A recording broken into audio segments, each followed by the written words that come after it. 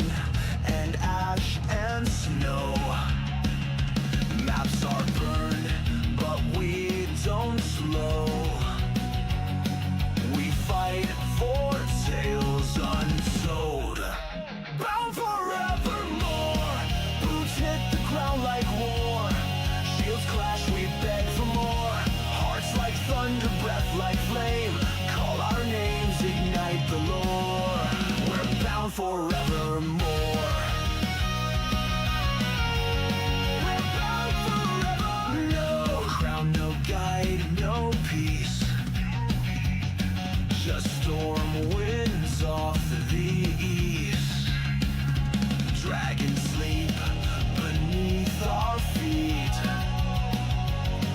We sing through shattered teeth. Bound forevermore. Scars are the map we wore. March till we find the core. Eyes like fire, fists like stone. No way back, no second door. We're bound forevermore.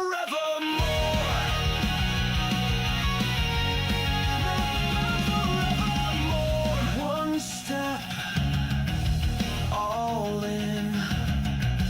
One spark, begin. No gods, just kin. This war we win. Final double down.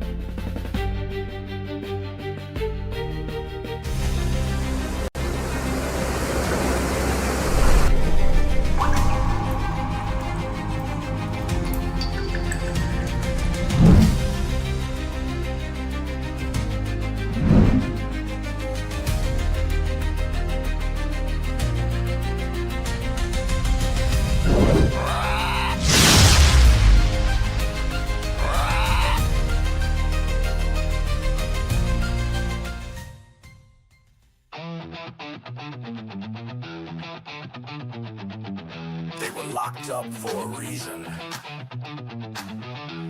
But the world ran out of heroes. So now, you roll with what you got. Kicking down doors with a holy grin. Silver tongues and a dozen sins. Wrong side of justice, right side of fate. No time to ask, we're already late. We ain't your chosen, we ain't your knight, but we shine damn bright when the world ignites. Hey, we roll for trouble, we play to win. Out of the sails and into the spin. We're taking chances, bending fate. The last bad call on heaven's slate. Roll for trouble, that's our cue. You want a miracle? We'll do. Hey. Knight lost his banner but swings just fine. Rogue's got charm and a five-step crime. Druids growling and warlocks curse. Clerics smiling, which is the worst. Call us mad, call us last, but we hit back hard and we hit back fast. We roll for trouble, we play to win. Out of the sails and into the spin. We're taking chances, bending fate. The last bad call on heaven's slate. Roll for trouble, that's our cue. You want a miracle? We'll do. Hey, hey. When the odds look bad, we raise the stakes. When the gods say no, we're the brakes. When the plan goes south, we smile wide. Cause no one rides like the ones denied. We roll for trouble, we play to win. Out of the sails and into the spin. We're taking chances, bending fate. The last bad call on heaven's slate. Roll for trouble, that's our cue. You want a miracle? We'll do. Hey. Dungeon born, maybe one or two, but fate don't ask where it found you. Roll for trouble.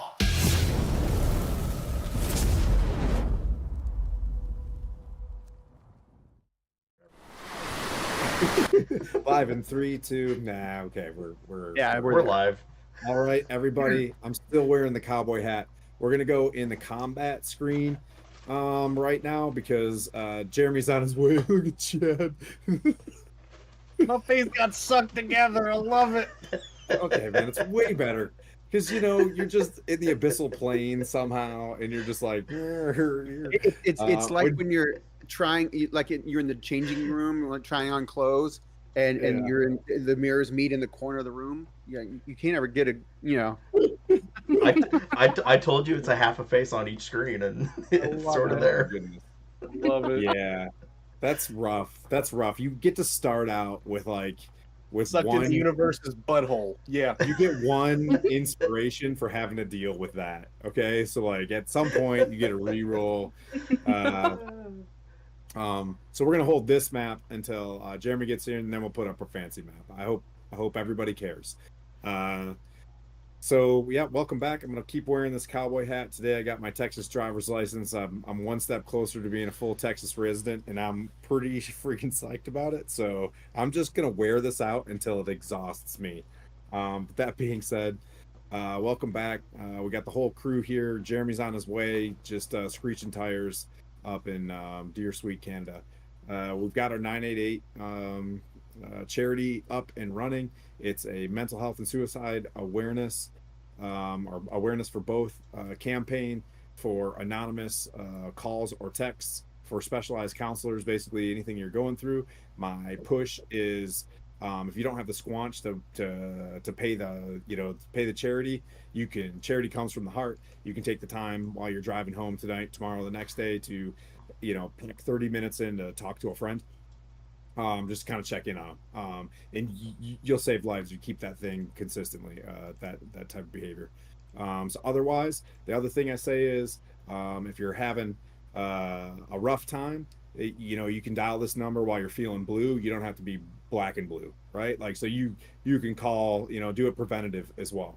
You don't have to have your worst day. So reach out, do some preventative maintenance, and they'll give you some techniques and things like that to get through whatever you're going through. So that being said, we got the whole party here. We'll go left to right. Skylar, you got anything fun going on? I don't have anything going on. Just I want to thank everybody for watching.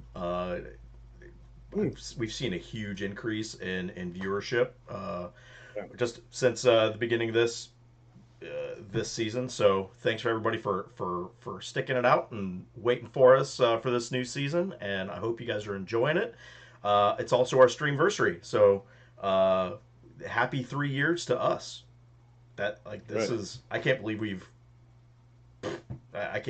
done 3 years. So Streamversary, yeah, we were wrestling with Zoom and Skype and stuff like that prior to that, just trying to get this all together. But heck yeah. So no, that's all I've got. Coco, you got anything fun going on? When do I not have something fun going on? Oh my gosh, I'm either I'm either streaming gaming or D&D gaming. It never stops for me. So today ought to be very interesting because I'm sleep deprived 3 days in a row. So no filter. Sorry, Chip's being a pest right now. I don't know what. Yeah. When's love and attention? Yeah, and then you and I are playing together on Saturday too. Yep, sure are. I'm excited. Wait, and Sunday? Is this our 3 day week thingy? I don't think Sunday. Saltmarsh. Okay. Oh yeah, that's Saltmarsh crew. Okay. And then what? Chad from the multiverse. That's right, being sucked in between two screens. Yeah. So I'm here for tonight. I'll be playing with you guys Saturday on Lord Gazumba's channel. Next month, I'm actually going to be in a 3-part Shadow Dark Greyhawk adventure on Guild Superior. That's going to be on 3 of the Tuesdays. That should be a blast. Yeah. Is that going to be Castles and Crusades? Yes. Yeah. I'm sorry, not Shadow Dark. Castles and Crusades. Summer of Siege. Yeah, we're doing the same thing. We start 5 June. Nice. And then Brent, what you got, buddy? I don't have a whole lot going on right now. We are still in downtime over on Dungeon Mechanics until Judgy gets his setup going. He's having some delays in his PCS, but I am here in the meantime, and I'm loving it. I'm glad to be a part of this channel and being a part of this campaign. Thank you for welcoming me, making me feel at home. Heck yeah. It's easy. It's easy here, man. I think it's so wild. And the cool thing about this, you know what I mean, is like if you take this stuff and you get to finally meet up once a year at GaryCon or whatever, it's just so wild. And I met like Kara and Sam in Florida the other day, and literally this conversation there was no awkward phase. We just jumped straight into it. You know what I mean? Like we went from one thing to the other. And that's one of the cool things I like about these streams is like we can be homebodies with kiddos sitting over here, like 5 feet over there watching YouTube Kids, and be able to do this thing at the same time, still be kids. I mean, I signed a parental approval form. My son just a second ago when the stream was starting. He's like, "I need you to sign this for the coach tomorrow." I'm like, "Okay, all right." I've got a little bit of a spoiler. I was painting today. The minis that are here today, so there's a little bit of spoiler. Well, okay, so what do we got going on this week? We got Saturday is Lord Gazumba, and Coco, Chad, and I will be in on that one. That's a Sir Tim, man. He's not letting me hit level 8. Like being a paladin absolutely blows in 1E2E. Huge fan of paladins, but like man, it is a haul trying to level up. And then we got Saltmarsh with Pete. Pete's back, which is great. Our friend from Bath, England, where him and Judgy are gonna do a Euro AF Stronghold team over there, which is gonna be pretty awesome. And then Tuesday I'm back on with Alien again, which was a blast. Wearing the same hat. I'm kind of a dickhead in that one. And then we just keep the cycle going through the week. I'll be in Grouch Couch. You guys ever heard of that? I'm on Grouch Couch next week. Have you ever heard of those dudes? You gotta go check them out. Yeah. So it's like this big, and I'm super stressed about it, but they've been really sweet. Like it's this big improv, like yes and. So you just kind of like go around, and I'm shit at improv. I just dress up to like get through it. But uh yeah, so I'm super anxious about that. And then we keep on the normal cycle. But here we go, guys. Let's play some Dungeons and Dragons. That's what we're here for. That's what y'all got stuck in traffic for today. So let's go. Chad, once again, you get advantage because your camera's jacked. It's breaking my heart. We could make it worse and then put the actual screen up, and then you'd be just like, And then we won't even see him. You won't even see him. half of a horn. Yeah. All right. Well, it's okay. So, previously on CSI Waterdeep, you all had we used to go around and be like, hey, what happened last session? Let's roll a d20 for that. We'll get to that point, but I think you guys are kind of paying attention really good. You guys remember being in the prison, right? You guys got released. A little goblin called Droop Droop gave you the Inglorious Bastards, situation where like, hey, you guys are some ruffians, but you're kind of good ruffians, and the world needs folks like you, right? It's kind of the premises of that. And we got to introduce our characters, and he releases you guys. I think he gave you some coins. And then you met up at a tavern called the Drunken Duck, where it's been around for 5 years in this campaign, but 3 years as an affiliate. The Drunken Duck's always been there. So the crew meets there. There was some gambling. You guys met some Barovians that were chilling there. You met some other characters that either you remembered or you don't. Ding Dong Johnson was there. And Howie Do It was there, good friend of Montel Jordan. And they basically said, hey, tomorrow morning, we're going to take this wagon train from the Waterdeep Organization for Relief, Supply, and Triage.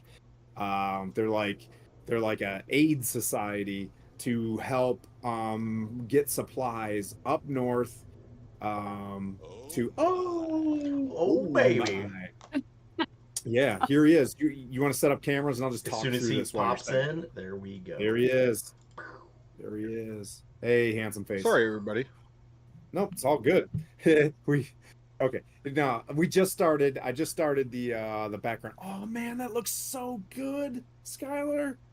Hey. Man, you have friends like this. You know what I mean? Just like wake up and just make things better. Freaking A. Freaking A. All right.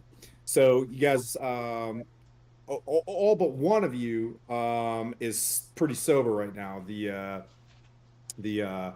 I think you're gnome rogue, right? You're a gnome rogue. Anyways, the rogue. I'm a halfling. How dare you? Halfling. He failed his Constitution check pretty badly, and he's super hungover. He's in the back of one of these wagons in the morning. He probably just hair the dogged it to have enough energy to get to the back of the, you know what I mean, the rear vehicle, which is the Barovians playing their little bing ding dang in the back.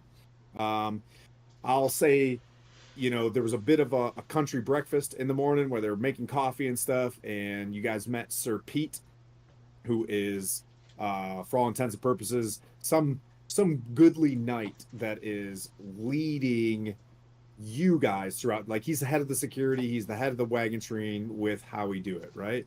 And the wagon train's kind of spread out. I left some spoiler thingies at the very, not spoiler thingies, but some what's it called, cliffhanger stuff at the end, where 2 people showed up to a real fancy coach. But excuse me, it must be the Dr. Pepper from Waco, Texas. No big deal. I'm very Texan today. So there you guys are.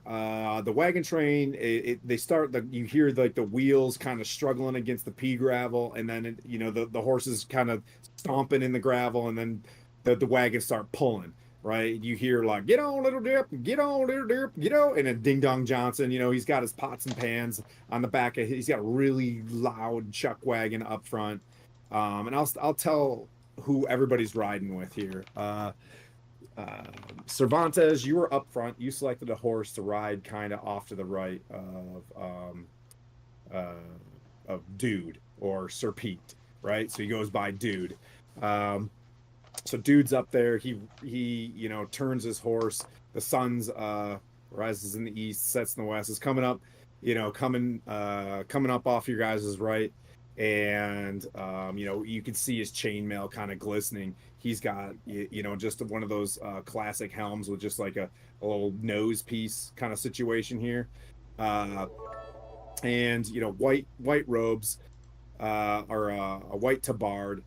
His shield is a kite shield, and you can see like a fisted gauntlet with a sword in its hand, on the shield. And he kind of turns it. There's a little bit of dew on his on his uniform, and he starts moving along. How he do it's got this green book in his hands, and he's just writing ledger stuff down. And he's his horse is obviously like akin to the dude's horse, so it just starts walking when dude's horse starts walking.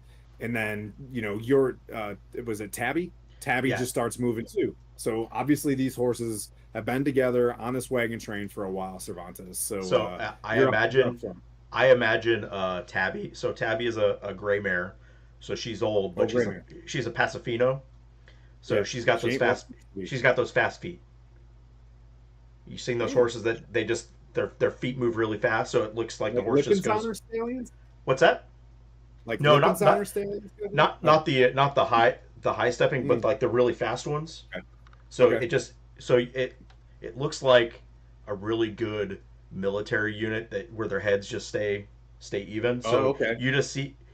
her feet are moving really fast, but I'm just steady with a big lance on my back. So Cervantes, and so we're so close to your backstory. Is he ridden a horse?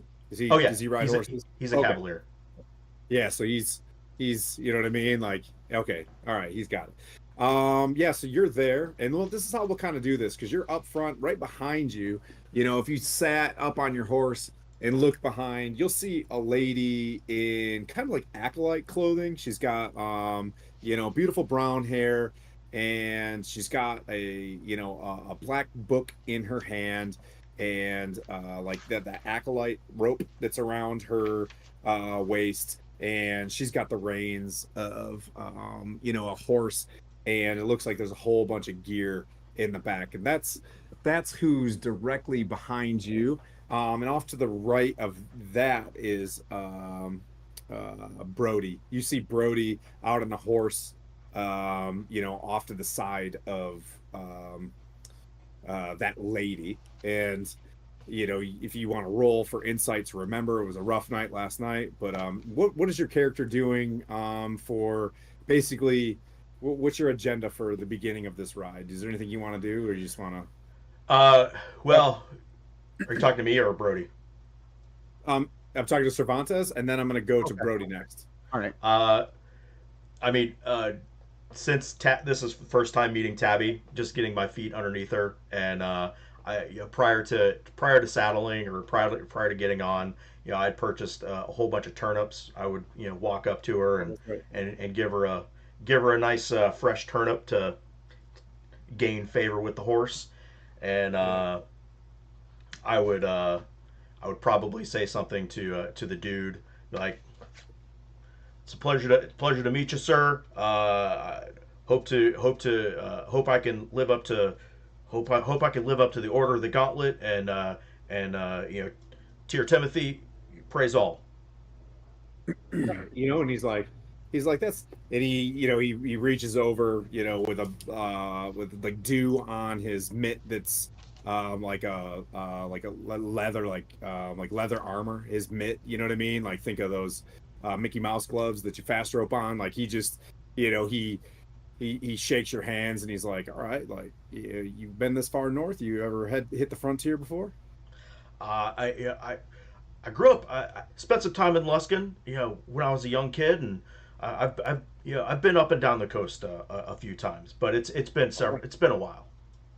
We're not gonna make it as far as Luskin, but we're gonna hit the Mare of Dead Men probably tomorrow. Tonight we'll stop just on the cusp of the Mare of Dead Men. But yeah, you stay tight, but if you can, just keep your eye out. I'm gonna put you on the right hand side. If you just look off to the right, see if you see anything. And Falcon back there, he's heading back to his lodge up in Phandalin. Matter of fact, you stick close to y'all are going to Phandalin after Leyland, right? We're gonna head straight north towards Neverwinter, but y'all are breaking off. That's what my friend was telling me. Okay. Falcon, he's gonna look off to the left. I'm gonna keep moving this up the front and keep an eye on Howie. Yeah, pleasure. It's interesting you brought up the Order of the Gauntlet. You fancy yourself a goodly knight. You think you're around here to, protect the weak? Is that what brought you here? He's just having small talk. I just I want to be like Sir Timothy. Sir Timothy is he's a I've heard great stories about Sir Timothy, and I just want to be brave just like him. Yeah, he the Hall of Justice here. Actually got to meet him one time. Matter of fact, he sold his sword a long time ago, and didn't think wanted him to part with it. And I got it right here. And you see like this elven moonblade on his side. He's like, I always wanted to run back into him someday and maybe hand it back to him. You know what I mean? Like maybe that's my destiny. But there's the moonblade right here. Actually, he used this thing in the Battle of Nightstone. Isn't that cool? Anyways, that's really cool. And you take good care of yourself. And he just like starts trotting on forward. Brody, you kind of hear the muffled, Sir Timothy, you know what I mean? Like whatever's in front of you. You're off to the right of a good draft horse, kind of a silent lady off to your left wearing, like I said, green robes. She's got some sort of, amulet dangling, and she got the acolyte rope, you know what I'm talking about? That kind of holds, she's got one of those things kind of sitting there. Got a little bit of like a rosary looking thing hanging off her wrist, and she's kind of just looking over her shoulder, making sure that everything's kind of secure back there, and then she just keeps on riding on. But you're off on the right hand side, and you could see the knight that's up in the front kind of like waves at you, and then does this and kind of just points off to the right. You know what I mean? Like off to that side, like, hey, you know what I mean? Hey, you're kind of out there. You know what I mean? Like keep an eye, and then he kind of does this and then says go back and forth. He's like, go back and forth every once in a while. They don't have watches in the Forgotten Realms, but they have everything else. I'm assuming someone would create a clock. But anyway, so he's like, Little sundial. Yeah, it's this weird sundial. It's magic, and he's like, about 5 minutes or so. Yeah. And he just kind of, matter of fact, he actually comes around and tells you that. He walks up and he's like, hey, good morning, Brody. Just to let you know, talk to your friend Cervantes. He's going to be kind of up into the right here with me, maybe running messages back and forth. But if you could, also look off to the right when you can. Falcon's going to be looking off to the left. I'll head out and wing out to the right, and Okay. Maybe probably 150 meters or so, and then Not too big of a deal once we get closer to the swamp. Mayor Deadman, we're going to keep it a little bit tight, but out here, you know what I mean? Like just stay in shouting distance, you're good. Every 30 minutes or so, go all the way back to the Barovians. You can't miss them because you can hear them already like, and they're just singing. He's like, I don't know what keeps them up. I don't know how they do it. I haven't seen them stop drinking in like 3 or 4 days. Like, I don't know what's in their blood, but it's wild back there. But also, one of our fellas kept up with him last night, I think. Oh, was that the guy he's wearing the cloak? And there's rumors about I don't know. I like you guys seem like you guys are a security team, but that dude's got a little bit of a legend about him, a couple of murders. But hey, if he gets let out by the gendarme, then he's clean. But you got to keep an eye on that low guy. I think I trust him. He seems to be. Yeah, I think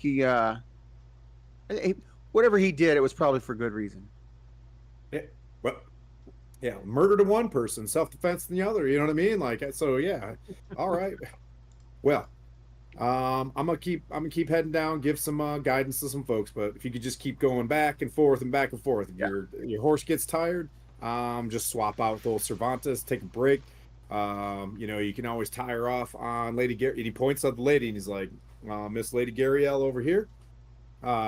You can now he's wearing a cowboy hat. He took off his he took off his helm and now he's wearing a cowboy hat. And he's like, Lady Gariel there, she'll let you tie off your horse, you know. And about lunchtime we'll stop, and there's a place where we can get some water. So yeah, hope it's a great trip. Should be easy. To the north of here, Lord Neverember had worked with King Melandrak, and I might have messed that name up, but he's King Melandrak sent some Eldritch Knights up here a long time ago and built a big wooden bridge through the Mare of Deadmen. So we should get through there lickety split. The Eldritch Knights are still keeping an eye on them. Anyways, thank you so much for being here. Let's hope there's nothing crazy happens. We'll just They're moving. So all throughout this, the train's moving. You know what I mean? So he's kind of next to you, and he's like, "All right, wait, hey, the name's Pete. People call me Dude. Happy to be here. May Tyr give us some good blessings." And then he kind of moves out. All right. Anything else you want to do in the meantime? What you're on about? Okay. I'll probably just immediately I'll probably swing out. As soon as we clear the city, clear the town, I'll swing out to the right, about 150 yards, and I'll head out, and I'll stay out there for like maybe half a mile, and then I'll swing back in. And if anybody wants to do checks or anything like that, send it. And yeah, I'm going to do one as soon as we clear out. Okay. And that being said, so when I come back around to you, prepare for your check, and then just kind of tell me what your intent is, and then we'll hit it up. Same for you, Cervantes, as well. Now remember, you can be listening in to the herd or out. You know what I'm saying? Okay. Why am I so fucking Texas today? It's great. I love it. Everybody else from Northern Michigan. I am such a poser, and I love it. I'm a professional poser. All right. Anyways, you're causing it to come out in me. I'm like, I mean, I live here and I grew up here. We're in a wagon train, what's so going on? Embrace it. So that being said, we'll move in. I'll just look up here real quick. Who's next in this thing? I don't want to say Phandalin. I want to say Phandalin, and I know I'm gonna mess this up. So Phandalin, you're in the back of there's a bunch of lumber. If I remember correctly, you jumped in the back of one of these wagons the last time. And if I'm wrong, let me know. I went and jumped in the wagon with the guy who was religiously studying over the map at the tavern. I cannot remember his name. I lost my notes. Okay. That's fine. Eldon His name. Eldrin. Okay. Let's make sure. Yes, I have it written here. Eldrin going to Leylon. Yeah. It's Eldon Kaler. Yeah, Eldon keyword. Yeah. Hey, we'll all figure this out. Sorry, everybody that's watching this. Tons of NPCs. But hey, thanks for watching as well. Okay, so you're sitting there in the back, and it's almost kind of annoying the amount of pots and pans and metal that this dude has all over the back of this. It's like this wooden frame of a backpack, and it's got shovels and hoes and e-tools and little coffee cups and stuff like that. And there's just all sorts of things that you'd think would spill out, but it never does. You're looking at this thing and you see apples and, you know what I mean, things floating around, and never does any one of the items like fall out. So he's just living by luck. But this guy's name is Don John Raskins, also known as Ding Dong Johnson, and he's sitting next to, in the front of, so like imagine this two oxen are pulling this large wagon that you're in. So you're in a pretty big wagon, and Ding Dong Johnson is sitting there, biscuits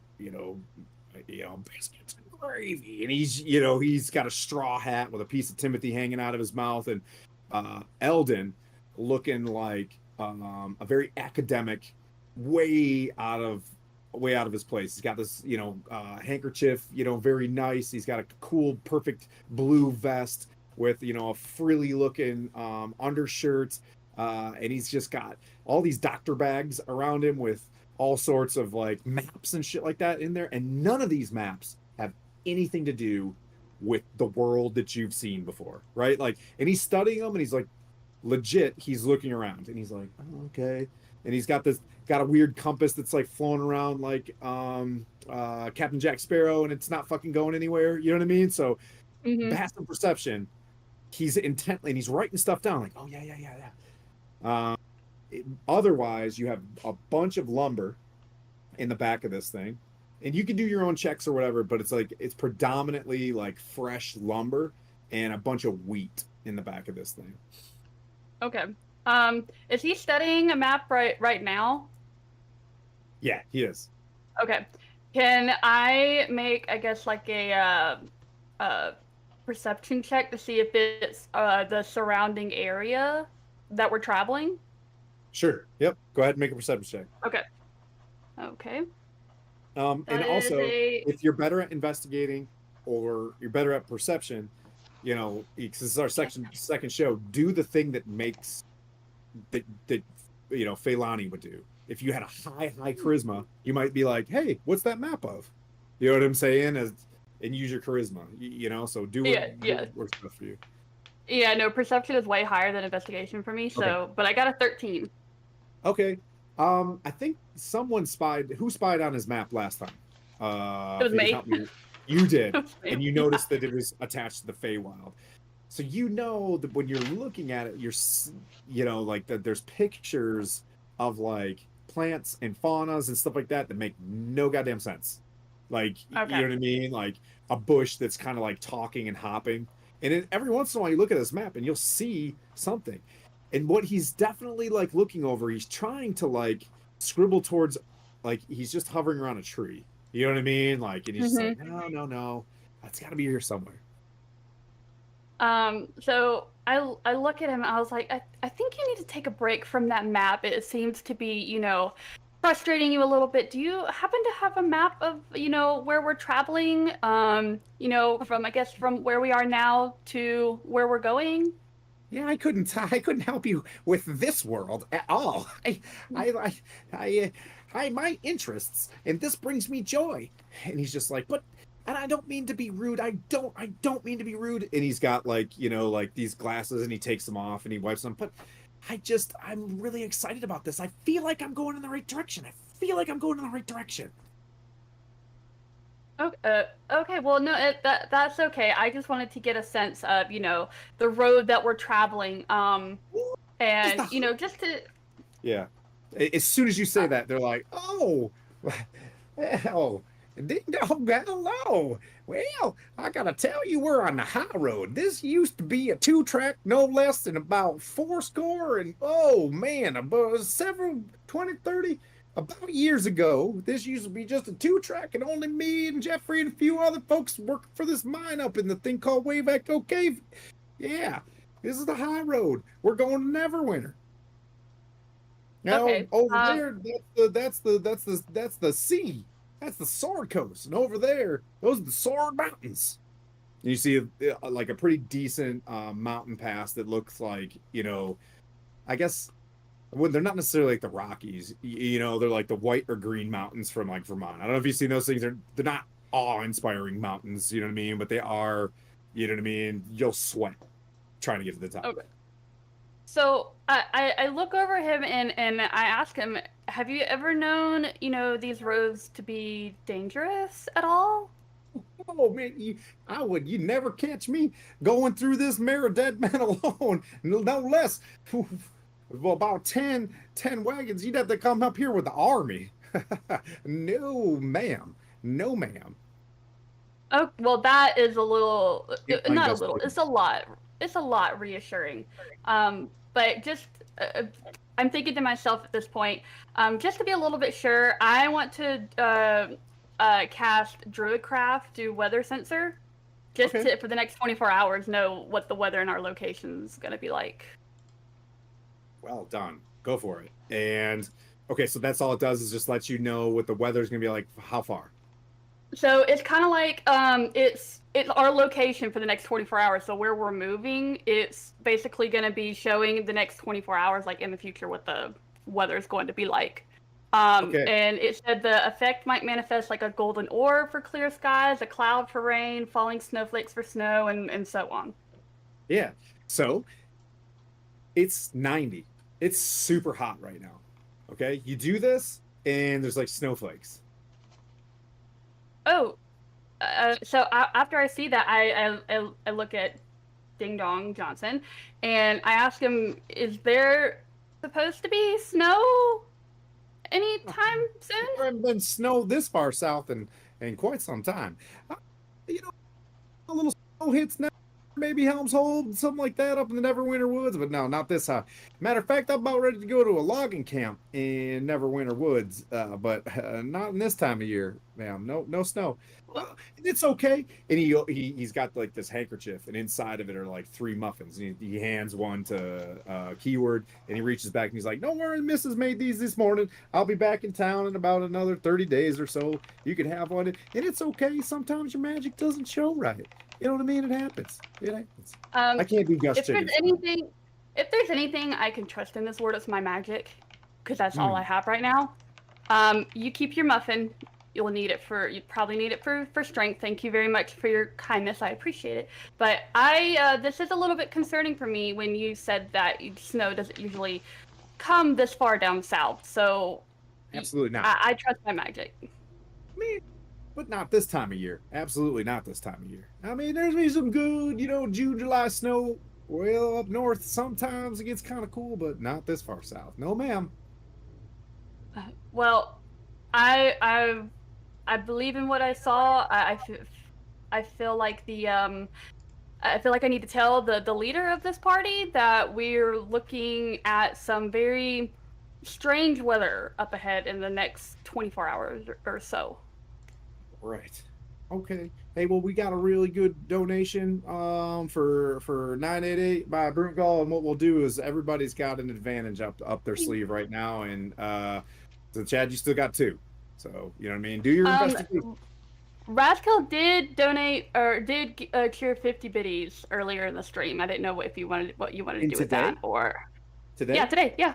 Okay. What we'll do Raskill is did. we'll with the bits thing as well. Yeah, We'll work it the same way Lord Gazuma does, and we'll go with specials on that one.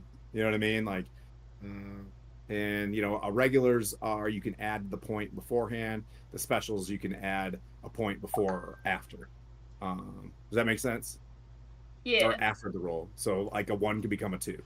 You know what I'm saying? So, did he say who he's giving that to, or did he just throw it out? No, there? he just threw it out there and said happy affiliate I am anniversary. Jay. It's a good thing, Jay. I know how I invoked Jay. Yeah, I'm gonna say his name. No, it was Hey, just don't gatekeep, it sir. was 500 bits for just affiliate anniversary. Mm-hmm. Okay, so we'll give everybody a special on that one, so you can fix your ones and stuff like that. And then what we'll do from this point on, we'll establish 5 as regulars, or I'll just play it. I'll just whatever is most important, and then we'll sort it out. What do you say? Give it to Sir Savantes for his awesome backdrop. All right, sweet. Yeah. You've got the special, which is if you've seen it before, yeah. I call it the J. We'll call them J's here. And then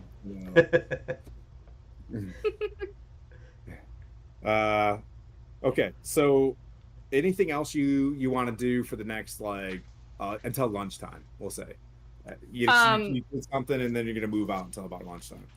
Yeah, I'm kind of keeping an eye on Eldon and his fascination with that out of worldly map he is trying so hard to study. Okay. And figure out. All right. Yeah, so you'll have a good roll. You can use your advantage on figuring out what the map is by lunchtime. So you're like, okay. Your charisma, though, I would say, is like you're bad breathing over his shoulder while he's trying to trying to do this thing. But if there's someone who can deal with it, it's Eldon Keyword.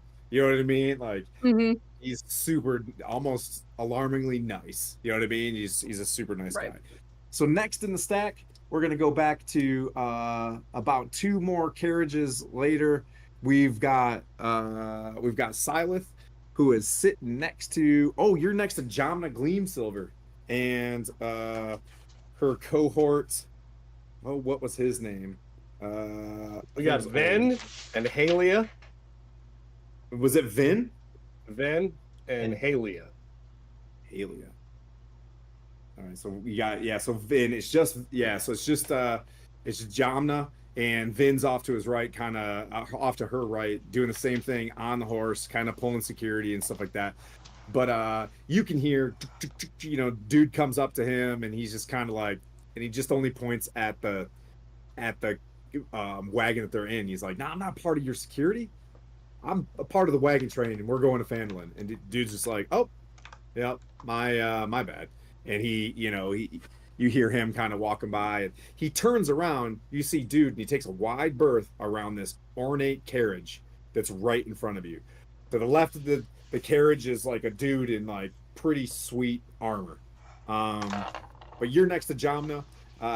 She's kind of quiet, stoic, kind of holding the reins loosely, like leather straps, and she just kind of side eyes. In this situation, unfortunately, they're a little bit more, like I said, stoic. You see, well, you can make your perception checks or whatever, but in this situation where it's a little bit quieter, now you do have the Barovians behind you. You know what I mean? Like their carriage, the little caravans, like it's bumping. It's like bing dang, bing ding dang, and they're kind of hanging out the side and stuff like that. Your poor halfling friends probably just rolling around in the back, just having a go of it, maybe getting seasick. But there you are, Silith. You're in the second to last cart. What would you like to do? So I was going to try to use a little persuasion to, still maybe gamble a little bit with them. I mean, for like, coppers and silvers, just to get them to talk more, just to be more sociable. Yep. After they had taken some of my gold last night, which was fine. I mean, I'm trying to make friends, and in the battle, maybe that would be helpful if something would happen to this caravan, to have more people looking out for us. Yep. Haley is behind you, sitting more like a passenger, not helping at all. Jamna's working, and Vin is working. But she's kind of just quiet, not interested. But go ahead and roll to see, if they're gonna play cards with you. Sure. That is a dirty 20. Okay. They chuckle. As a matter of fact, as soon as you ask to do this, you see Vin just like ride his horse next to you and just start dealing cards. It just starts chuckling for like the first little bit here. So what we'll do is you just want to keep playing cards. Is there anything else under the table you want to do, or you just you're making friends? I'm just listening, trying to figure out what they're up to, get any information from them. Okay, so what we'll do is we'll roll to see how well you play, and then when we come back, we'll roll to see what kind of information you're gleaning from these guys. Hi, darling.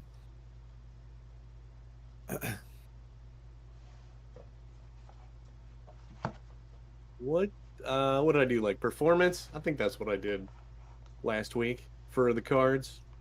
So yeah, Whatever. So if you want to do really well at cards and use your intellect or your perception, like whatever your character would want to do. If you want to use your charm, then yeah, use that charisma. You know what I mean? And it's performance. Like you're reading the other characters, and you're joking and popping there. Yeah, because again, I'm trying to be friendly. I'm not being serious about the game as much as just trying to get them to relax a little bit. Right. Sweet, that's a 9. Yeah. Okay. So yeah, you know what I mean? Like you're instantly realizing that like the way he's dealing and stuff like that, and he's already got like, Vin's already got his cloak over his eyes. You know what I mean? And Jamna just, puts her shoulder up, and she's kind of holding the reins and just doing this as well. You're not being able to pick anything. And she actually has these black sunglasses. They're like these tiny, the way those sunglasses that like Dracula had from Bram Stoker's in the 90s, you know what I mean? And she's got these cool looking sunglasses on, and you can't read her as well. As a matter of fact, you're getting the sense that they're really good at, Forgotten Realms poker, or whatever the hell we're calling it today. We're gonna call it poker. But yeah, so we'll come back. Is there anything else you want to pick up? So you're overall just trying to figure out what they're on about. Yeah. Okay. It's just better to know, with the traveling group we have, a little bit of background and history on all of them, just in case, Yep, no worries. and maybe even the carriages in front of you or behind you, or you just want to learn about these people specifically because that'll affect your check. Yeah, I would listen to around me as well, because I mean, I drank and played cards with these guys all last night, so I got some information from them about what they're up to. So yeah, definitely listening around me as well. Okay, radical, radical, tubular. Okay. Sorry, my 80s came out. My bad. I'll put the cowboy hat. Texan or 80s, Tim? Pick one or mesh them together. I don't know. Yeah, I'm all over the place. I'm Eldon Keyword from the multiverse. Okay, so in the where you're at is the worst possible place to have a hangover, dear sweet Ignatius. So you started your day with a pretty bad hangover. You took a sip of something that tastes fairly grapey. I think it was that grape mash crush stuff. You actually made out with a bottle, did you not? Because you singing, so you've got one of those. So you find in your hand. You may have blacked out just a little bit from your Constitution check in the last session, but you have got a woven, you know, when they've got like those really fancy bottles of wine, it's got the red wax dripping down, and it's got like the wicker shit, all the rope around it, you know, and they really soak the cork on this one. So like these dudes can soak cork like no one else, but you have a really good. I like a good cork soaker. Champagne. I really like a good cork soaker. Since my grandmother lost her teeth, she's been the best of cork soaker. The cork soaker. I like the long ones. And we're banned. Anyways, so you could tell the Barovians are really good into bottling wine, is what I'm trying to say. But they're singing jovially and having a good time. Go ahead and roll me a Constitution check. Remember, Constitution save. Remember, you have advantage and a regular point as well. So you can add that 1 point onto it right now, or you can. Well, I have a heroic inspiration from last session. Can I hold that over? Can I use that now, or is it like once you're done a session, it's done? Mm-hmm. Yeah, I don't want to be a bully about that, but yeah. Oh well, fine. Be a bully. That sounded like a bully thing to me. Yeah. I'll roll. I'm gonna roll with advantage from the inspiration I got this time around. All right. Yeah. So you're just like, you know, you're in that moment. I'm not like, afraid of you. I need this to shake. Well, the first roll was not good. Let's see if the second roll's any better. Oh, it's a 1, but I'm a halfling. Oh, it re-rolled it for me. Look at that. It knew I was a halfling. A 17. A 17. Yep. So you took a swig of, it was just like a wooden cup of stuff that they're kind of sipping on, and like boom, you're back. And you have keen senses. Your smells don't bother you or anything like that, and you're just kind of sitting around. As much as this thing is like rolling around in this big fat wooden tires, you're able to notice that like behind you there's some sort of animal in a cage, and you're up and about, so you can go ahead. Are we the last wagon? You're in the last wagon. Excellent. I'll just go to the back of the wagon and hang my hairy feet off the back in true halfling fashion. I'll break my pipe out of my backpack and clean out the old weed and get the new weed going. Okay, so you tap it. Yeah, like on the back of the wagon. Yeah. And if anybody mentions like I was drunk, I'm like I wasn't. If anybody mentions I was drunk, I'm just like I wasn't drunk. I have motion sickness. No, of course not. And then the driver of this wagon hands you another cup. You know what I mean? Sure. Like, I'll take it though. Yeah, of course. Yeah, and they're just like woo. And he's got these like a green bottle kind of sloshing around. It goes down his face, and let's see if you can remember what this guy's name was. I have so many notes right now. I think it was Ratka. Stanimir, the father, is on a mule behind this thing. And Damia is, she's got a bandana, and her long black hair is hanging out. And she's got like robes on robes on robes. You know what I mean? And like a real flowing outfits of stuff. And she could almost like pull something out of anything in there. Like every one of these robes has a pocket or two, and she's just flowing around. There's like shivs You know what I mean? She's got like tall heeled shoes, but they start cruising out and they're like happy. They're happy to be here. Okay. So you smoke a little bit. Is there any checks you want to do?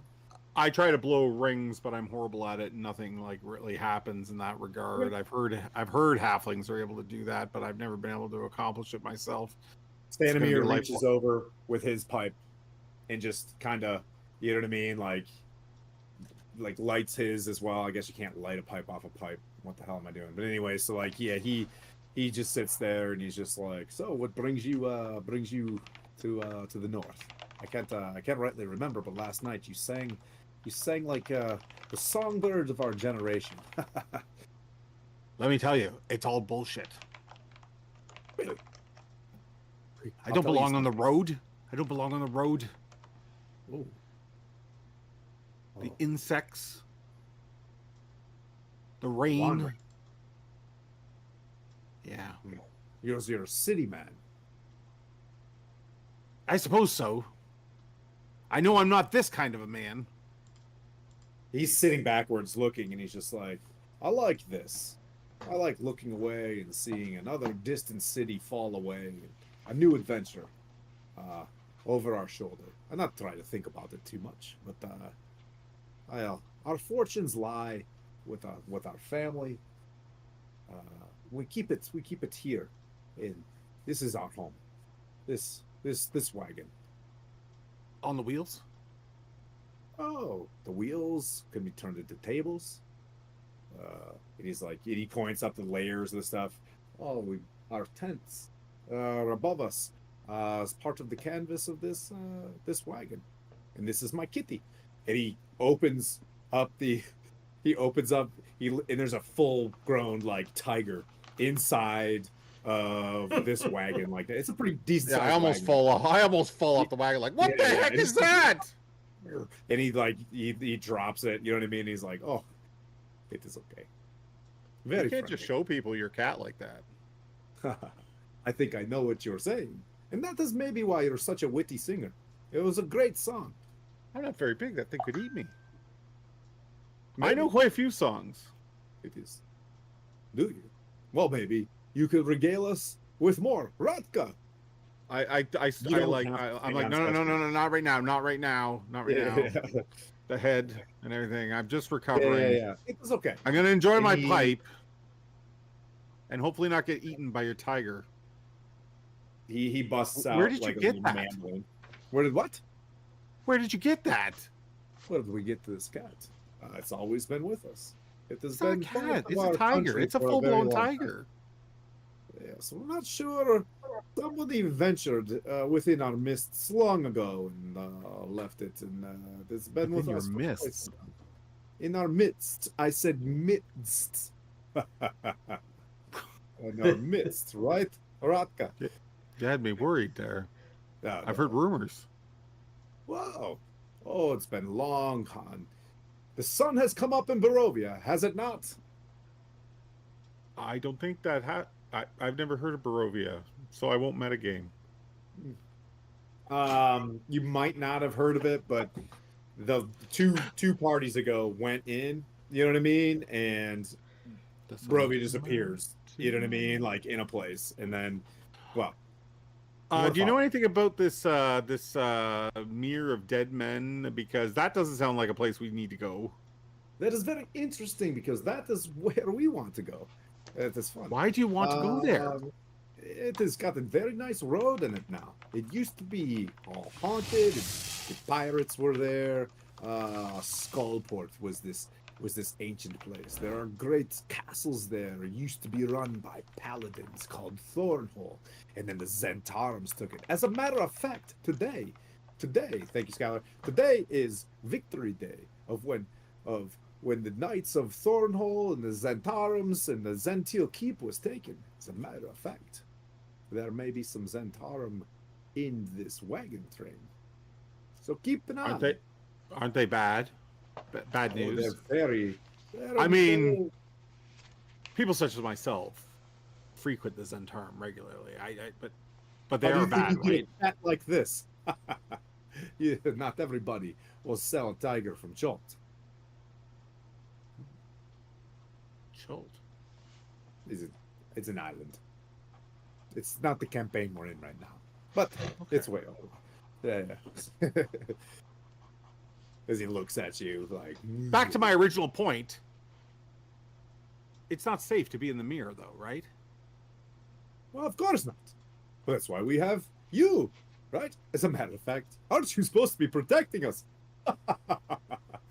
But you're in the rear train. Was that our deal?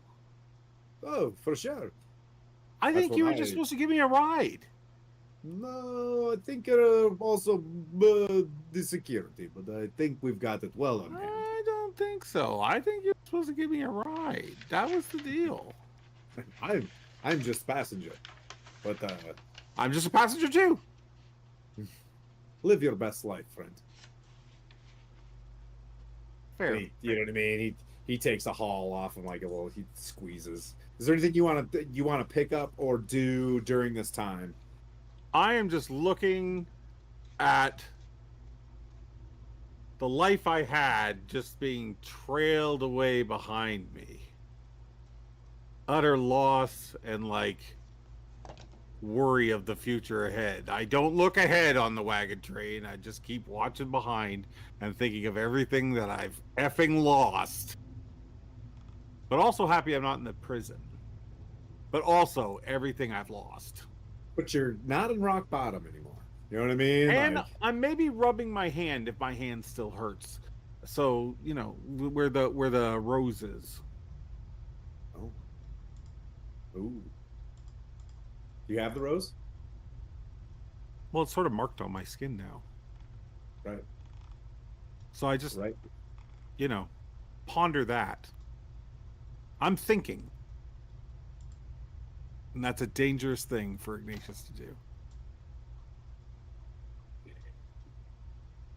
Now, back to the front of you hear Cervantes. Well, at least 2 or 3 of you guys are pulling good security. I didn't. A couple of them are riding, but I think they'll offer up their services if anything gets ugly. But right now, I think we're in a pretty good place. What do you think? I'll see anything What do that you bum think, Howie? rushes us. What's that, Jeremy? I'll see anything that bum rushes us. Like, I'm looking back. Yeah. No. I got you. But so we're back at the front. Dude kind of goes by pretty quick. You see him like nodding and talking to various folks, and rides up to Spana. See anything? How we doing? I'm gonna ride up a little ahead of the train and try to do a little bit of surveying. I'm not the wisest, you know, but I can do a little bit of investigating. So it's like I've got the front, and just head up, like really head up there. I'm just gonna do just an investigation check, just to. Okay. I have no idea what I'm looking for, and ooh, that's actually pretty good. 21. So you ride forward. The sun comes up, starting to burn away the clouds. To your left and right, for as far as you can see, are like farmland that obviously support Waterdeep itself. There's mills and things like that, and it's a pretty wide road. And think of the Appian Way at this point. So Waterdeep has been around for a little while, so like there's cobblestone on cobblestone on cobblestone. So you guys are able to book down this road for a little bit. Like the gravel was just, you know, in that starting stable pit area, and then you guys kind of moved off, and your guys are at a pretty clean clip. There are folks that, you know, lumber by you guys. And you know, everybody kind of steers off. There's enough for 2 lanes, but there's significant amount of like market travel heading back. But other than that, like, you know, rolling hills, nothing too crazy. You see the Sword Coast, or I'm sorry, the Sword Mountains are ahead of you. And looking at the map, and you get the sense that you guys are gonna take like right alongside the coast. So you guys you start turning and you start smelling the ocean. and with your 21, you look out and you see this massive, as Pete says, ship going north. It's got 3 huge masts, and if you look kind of close enough for a second, you can kind of see a face with like an eye patch on it and like a mustache, and it's just like it's like uh moving to the north along the coast. Like one of its sails has this like a really intricate looking it's got like a face of a Viking, but then they like it's got a mustache on it with like an eye patch and like squiggly lines and stuff like that. It's all that you can see. I forgot about that. Just like moving to the north. But that's it. What I would say, good check, but from what you're seeing, you know that you're heading, the high road is going right up the coast today, like right along the water, and then the Sword Mountains are like right off to your right. So the level of protection you've got is the escarpment of the Sword Mountains off to your right, and then the ocean to the left. So like, no bandit is cruising down like this hillside to come hit you guys. Other than that, we have Curtis. So I'll make my way up, and then I'll kind of head back, and I'll look at the dude, and I go, looks all clear out here, sir, and thank you so much for letting me be a part of this team. It's a great opportunity to thank you. I want this to be loud so that everybody can hear this. Like it's a great. Thank you so much for letting me be a part of this team. It's great. I love it. Okay, it's awesome. Brody, you were going to clip off to the right, and you do see, like right before kind of lunchtime, that they're getting ready to stop soon. The mountains are starting to narrow, and you can't really go to the right much. You're kind of stuck next to Sister Gariel and crew. What did you want to do right before stopping for afternoon chow? I want to be looking up and as we get closer to the mountains. I feel like I've been here before, but I don't really remember when it was. And I'm trying. It just looks familiar, and I'm trying to place when it was I might have actually been here. And so before I get back closer to the wagon train, I'm going to like hold my arms out, and like I'm going to make sure that I'm kind of off away, and I'm going to hold my arms out, and you'll see like my snake tattoos that are wrapping around my arms sort of like come alive. I mean, the tattoos will still be there, but the snakes actually come out and they form and it sort of twines. And as it comes together, you see this like serpent. It's like a winged serpent. And as soon as it's formed, I say, Siggy, you need to go invisible. I don't want really anybody here to see you right now. And so it, in my head, it responds, and I'm like, do you see anything? Do you remember being here before? And in your mind, there's like, there was no before the cold place with the goblin. There was no before for me. And you get the sense that like something must have triggered whatever powers you possess or whatever. They've manifested recently, and this creature doesn't have any memories prior to it as well. Like, okay, well, if you see anything, you just watch my back. Just stay invisible and watch my back, and then later on when we're resting, I'll bring you back in. Should I fly? Sure. Fly around. Just like heads up. Yeah. Okay. and comes back. Do you want to investigate with? So in 2024, now with a familiar or whatever, you don't warg out, right? Like you can now look and Right. see with the thing. It's even Right. more broken in 2024. But anyways, Yeah. I'll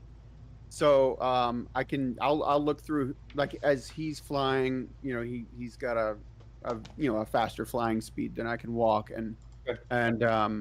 and he can fly however high he needs to, but I want to have him kind of flying up, on the, as far as the range is, and then have him, just kind of stay just within range of how far I can communicate with him.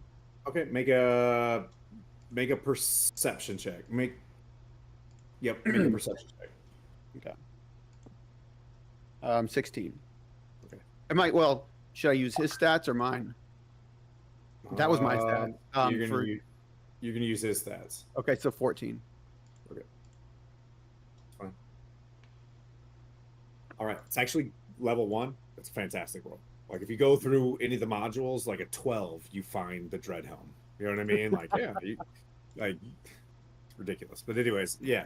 But yeah, 14's really good. But I'm gonna hold on to that one for a second for you. And then Phandalin, you've been sitting there and you're trying to, what would you like to use to try to glean more information from the map?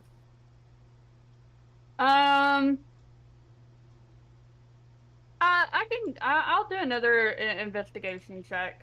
I want to see a little bit more after he's been sitting there and figuring it out a little bit more. Have I seen, like when he's studying it, like he'll get this look on his face that he's like figured out something, and I kind of want to do like an investigation check to see what else is new on the map. Okay. Yep. So you're kind of reading him. Okay.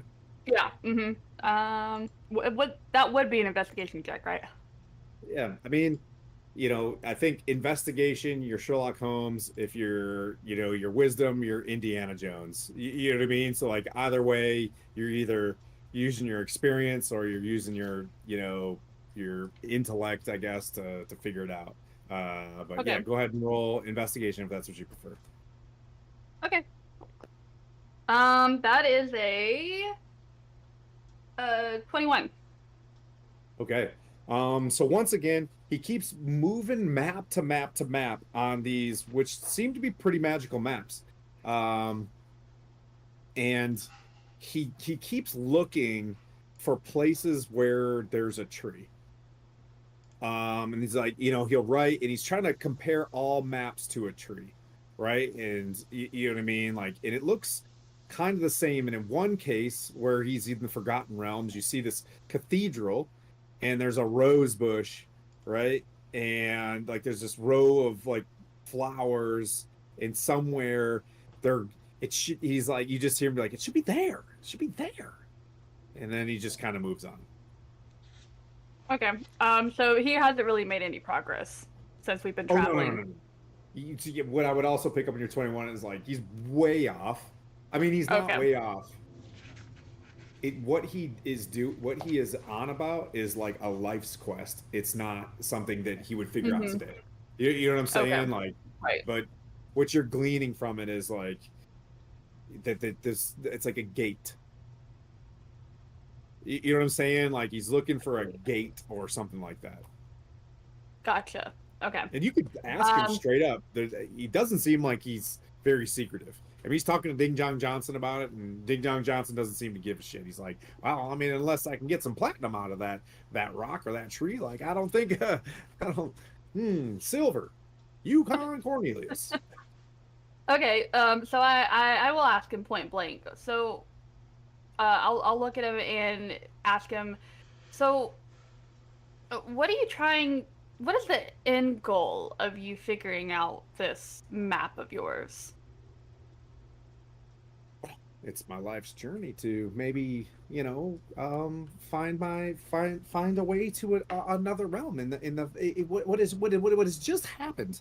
Only recently is there's a thing called the Pharisees that ties both the Feywild and things like the Abyss and things like that. It's an ephemeral place that ties them all together, and it was all mishmashed somehow by somebody, and then only recently it locked back in. Uh, there's rumors that a great adventuring party to the north saved the great serpent, this Yorgomandir, and he rolls through maps and he's like, you look, the world's serpent, it holds the planes together in harmony, and now that it's back, maybe some of these gates will open again, the goodly gates. Well, why are you wanting to get these gates open if they were closed? But you could pass to the Feywild. You could go see different planes of existence. Well, is that not interesting? And he looks over at Ron Dungeon and hits like, Ding Dong Johnson, like, how is that interesting? I don't understand. A druid like yourself? There's mushrooms that walk. How crazy is that? It honestly sounds a little crazy to be true, in my opinion. But, I've seen a lot of things on my journey, so I'm not, willing to completely write it off. But how long have you been working on this map? He's like, and you can see some pointy ears on him. Not long. 2, maybe 300 years. You've been working on a map for 200 to 300 years and you still haven't figured it out?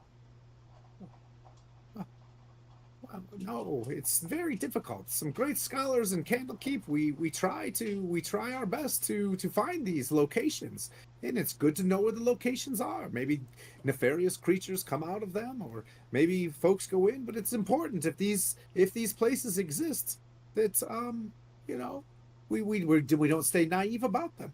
But somehow something is happening, and where the gates should be, they're not anymore. Boys. So if they were closed, could they have possibly been moved? That's what I'm saying. If you look, and he shows you like an impossibly, you could roll all day long in this map. He's like, as you can see, it's just like numbers and alphabets. You know what I mean? Portuguese and Chinese all over it. You know what I mean? Like, as you can see, this is not this. None of this should be here. And he puts up another map, and it's like a celestial map. And it, you know what I mean? He's like, you can see the same formulas here. Something is on. Well, considering how long you've been working on it, you'll figure it out one day. And I kind of leave it at that because my main focus is telling the leader of the party that we have, when we stop for lunch, we have strange weather heading our way, and to be cautious. Okay. Yeah, I mean, he travels by you. He's like, and dude is like right there. You can see him. Yeah, but you can, and he takes a look at you. Like, I'm assuming y'all are still. I know that you're riding here, but if we do meet any nefarious creatures or whatnot, I can ask for your support, Miss Phandalin. Is that correct? Yes, you certainly have it. That's what we're here for. But I need to let you know that I did do a weather sensory just to kind of see what the weather is going to be like, for the next day or so.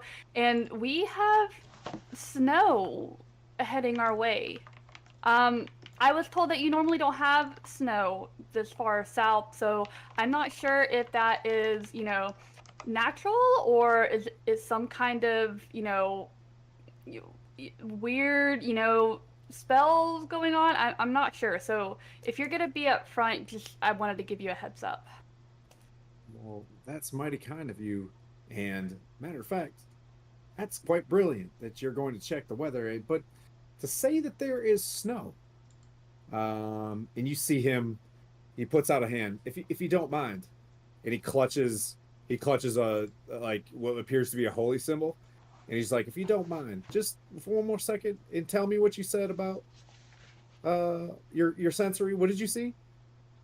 It was a globe and it was blue and you could see snow wisping around it and, like a snowflakes in the orb as well. So what it does is that my sensory tells me the weather in a span of a day.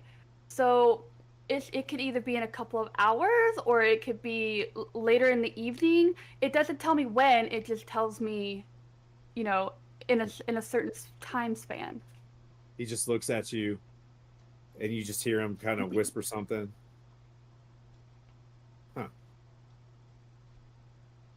Turns his horse, and he's like, as he was heading back, he's like, thank you. And his head's down, and he's been kind of positive for a while, and he just kind of trucks off. You can make a perception check on whatever that was if you want to, but like he clip clops off. And, yeah, I do want to make a perception check. I would like to see if he had a look on his face, if I can, discern what it was. Yep. Oh, that is a 25. Okay, so you heard him say, by tears, by tears justice, is this the truth that I'm hearing? You know what I mean? As he casts like you know what I mean? Like he's casting a spell to see if you're telling the truth. You know what I mean? And he sits there and he's just like, huh.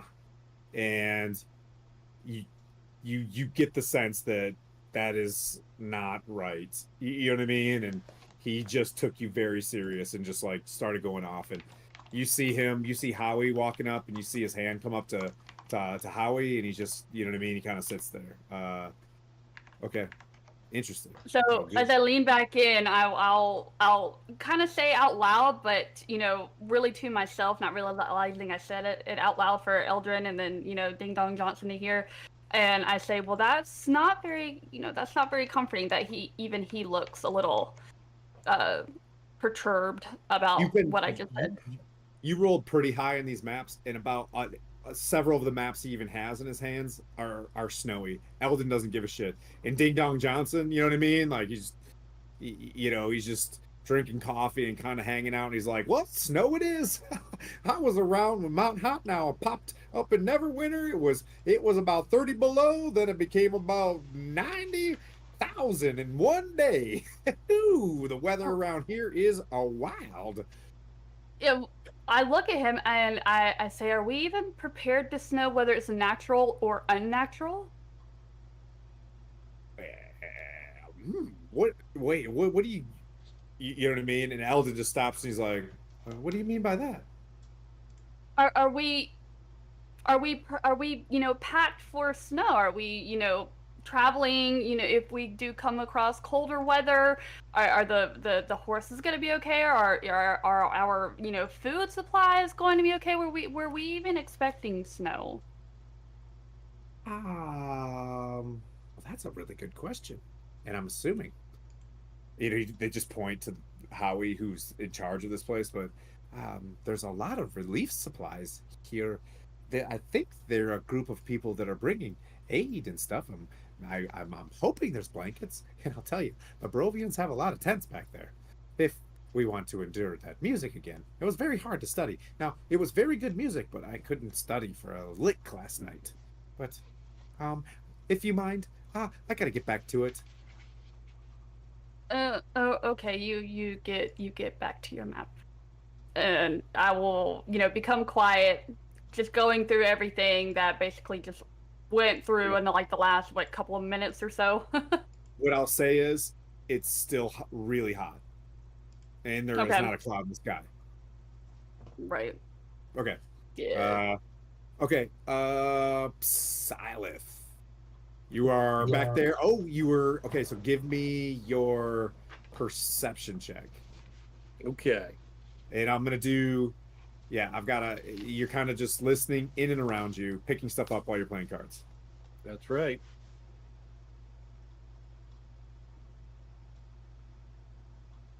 That's a 8. Nice. Man, there's always Chippy. You want to come up? Man. Hang on. I got to get this cow up here. This little tiny cow. You know what? We're like halfway through the evening. I'm going to use one of my my inspirations. Come on, W.O.R.S.T. That's okay. Oh no. No, because my job is to even make the low rolls kind of fun too. Here's what I would say. they're speaking in a language that you don't understand, almost to the point where they're tapping and they're using their hands, and you don't. You're just getting the sense, and you've probably lost like another 10 gold. All right, so but you get the sense that they're very secretive about all of their communication, and they're almost open about it for you. They'll be talking to you, and then they'll just like make some hand signals while they're talking to you. Okay, and then you get the sense that they stop and they're like, well, I am almost running out of pockets to put your coins, so we're gonna stop for a little bit for lunch here. You might want to save some coin for Phandalin when you go there, and I do recommend you shop at our store, Minex, and not Sister Gariel's White Wheel. It's kind of exhausting how noble they have to be. As a matter of fact, our wares, and she looks over at Vin and goes, should be improving by the time we get there. And then they just make hand signals, and I don't know how you laugh and thieves can't, but they do that. They're like,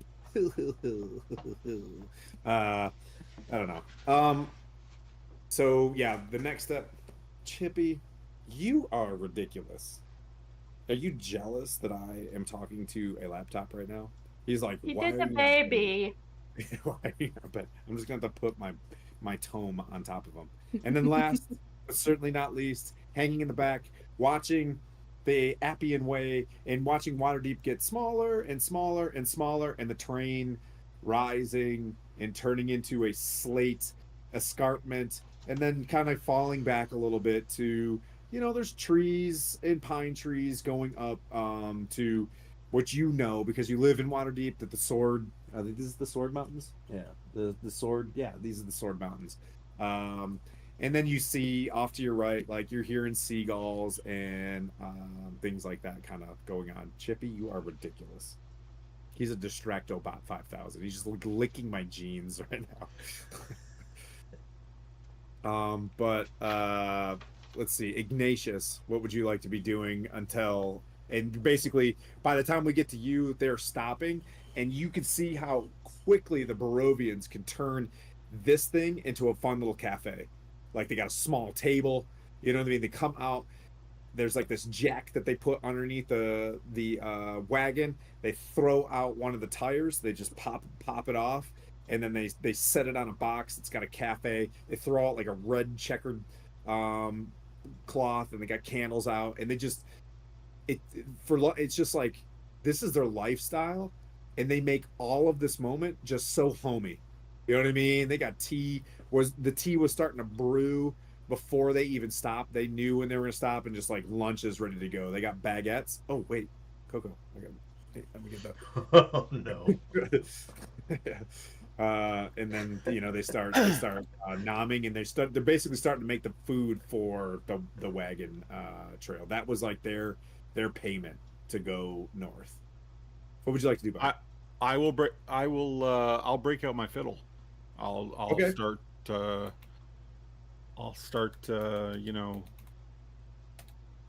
I've heard music makes work go easier, so I do that. I'll help them out if I can, but if they let me just play, I'll just sit there and be lazy and play. Yeah, no, they don't mind. Yeah, at all. So you sit there, and I'll say even your rapport with this group is like pretty high. Are these people Vistani? 100%, 100%. Yeah, I think Ignatius doesn't actually he doesn't stray far from them. He's content here, and yeah. Do you want to do any checks or anything? No, I don't think so. Okay, I don't think so. I think I'm just like I think Ignatius is still kind of like, what has he gotten himself into? So maybe the songs that he's playing on his fiddle they're not like happy and upbeat. Okay. They're like kind of somber and sort of saddening, but yeah. All right. Well, I'm keeping my eye out. Like, I'm making sure those people haven't bailed on me. Like I feel like this was a big joke, and they've like, you know. Oh, your friends. Oh, I don't know Your that I friends. can really call them friends yet, but those people from the bar. Yeah. You see, Servanus do a boisterous, like, I've got this, sir, yes, sir. And he's up front. You're like, you see him working. You see Silas Head talking to a gnome, which interestingly enough, in the Forgotten Realms, gnomes are taller than halflings, right? Yeah. So there's a Are they? it's weird. Yeah. So someone's a little bit taller than you. But even for a gnome, she's very sleek, slender, buxom, you know what I mean? And she's got daggers up her side. In terms of like a rogue, she's got all, like, you know what I mean, the benchmades, and you know what I mean, like the kill tools that a proper hitter would have. But you see her talking I to keep away Silas. from her because I don't want to risk comparison. Yeah, okay. The way she carries herself as well is Like I don't want people to very, go, well, she's got it together, and what the hell is wrong with that? Like, if there's no one to compare me to, then I look badass. you see Phandalin just draped over top of Ding Dong Johnson, and with your poor charisma, I'll just lean into this, like, dude, you are just hovering over them, asking questions and stuff. Now you are picking up good information as an adventurer, but just because of your comeliness / charisma being low, it's just because slightly off-putting, annoying, you know what I mean? Like, but you're hanging out and you're talking, so you see that she's engaged, and then you see and you're not rolling for it, so this is just, I'm giving you an overview of what everybody's doing as they stop for lunch. You see Brody a little bit off by himself, but like staring off to the side. So Brody, lunch happens, everybody stops, everybody gets out, either sticks to their carts or whatever. That carriage in the middle comes together real tight, the very fancy carriage. Ziggy, is your Slinky. Slinky? Mhm. Okay, comes I back, love it. and telepath, that word, the T word that I can't say, Telepathy? says there's Telepathically? 4 horses that'll probably reach us in the next couple hours, coming from the south at a very good, like, fast. So they're coming from where we left the from north. Waterdeep. From the Oh, north. they're coming from the north. Okay. Oh, they're heading south. Okay. And they're going to reach us within the next couple of hours. Yeah. Okay. Yeah, you couldn't see, because you can't go farther than like is it 100 feet before they pop off, or is it 1,000? I think it's 1,000. It's 100 feet. Like it won't pop off. Like it's just I'll lose my telepathic connection beyond 100 feet. But they So he went they out. can go as far as they want to. Yeah, so he went out, climbed up to about 1,000 feet to like look as far as he could, Okay. and saw that there was like at least some dots coming this Okay. way. All right. But that's it. But he didn't seem alarmed. Horses on a road. Right. But just, Okay. I want to give your 14 a thing. You know what I mean? I want to be like, didn't see sure. Just let you know, like, oh, there's a tower on the mountain too. But Okay. That's interesting. What does it look like? just a lone tower. It had, like, it's with telescope, like a big telescope. Okay. Is it made of wood or stone or what? Stone. Stone tower. With a big telescope. Is it just a tower with a platform, or is it like there's an interior where people could be? Tower, circle, wall. Oh, big raid. Holy guacamole. Oh, Bones! We get a shout out for Bones, little Bones. Thanks, buddy. But dried up vineyard.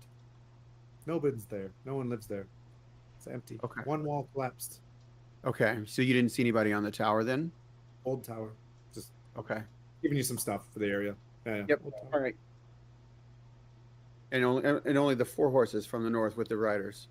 That's right. Anything higher than that, get more details. But four in like a singular tower inside the mountain, all by itself. Yeah. Okay. Man, thanks, Raiders.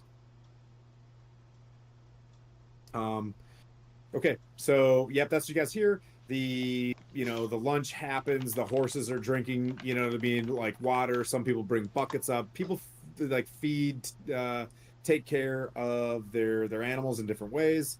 But is there anything anybody wants to do during lunch ops?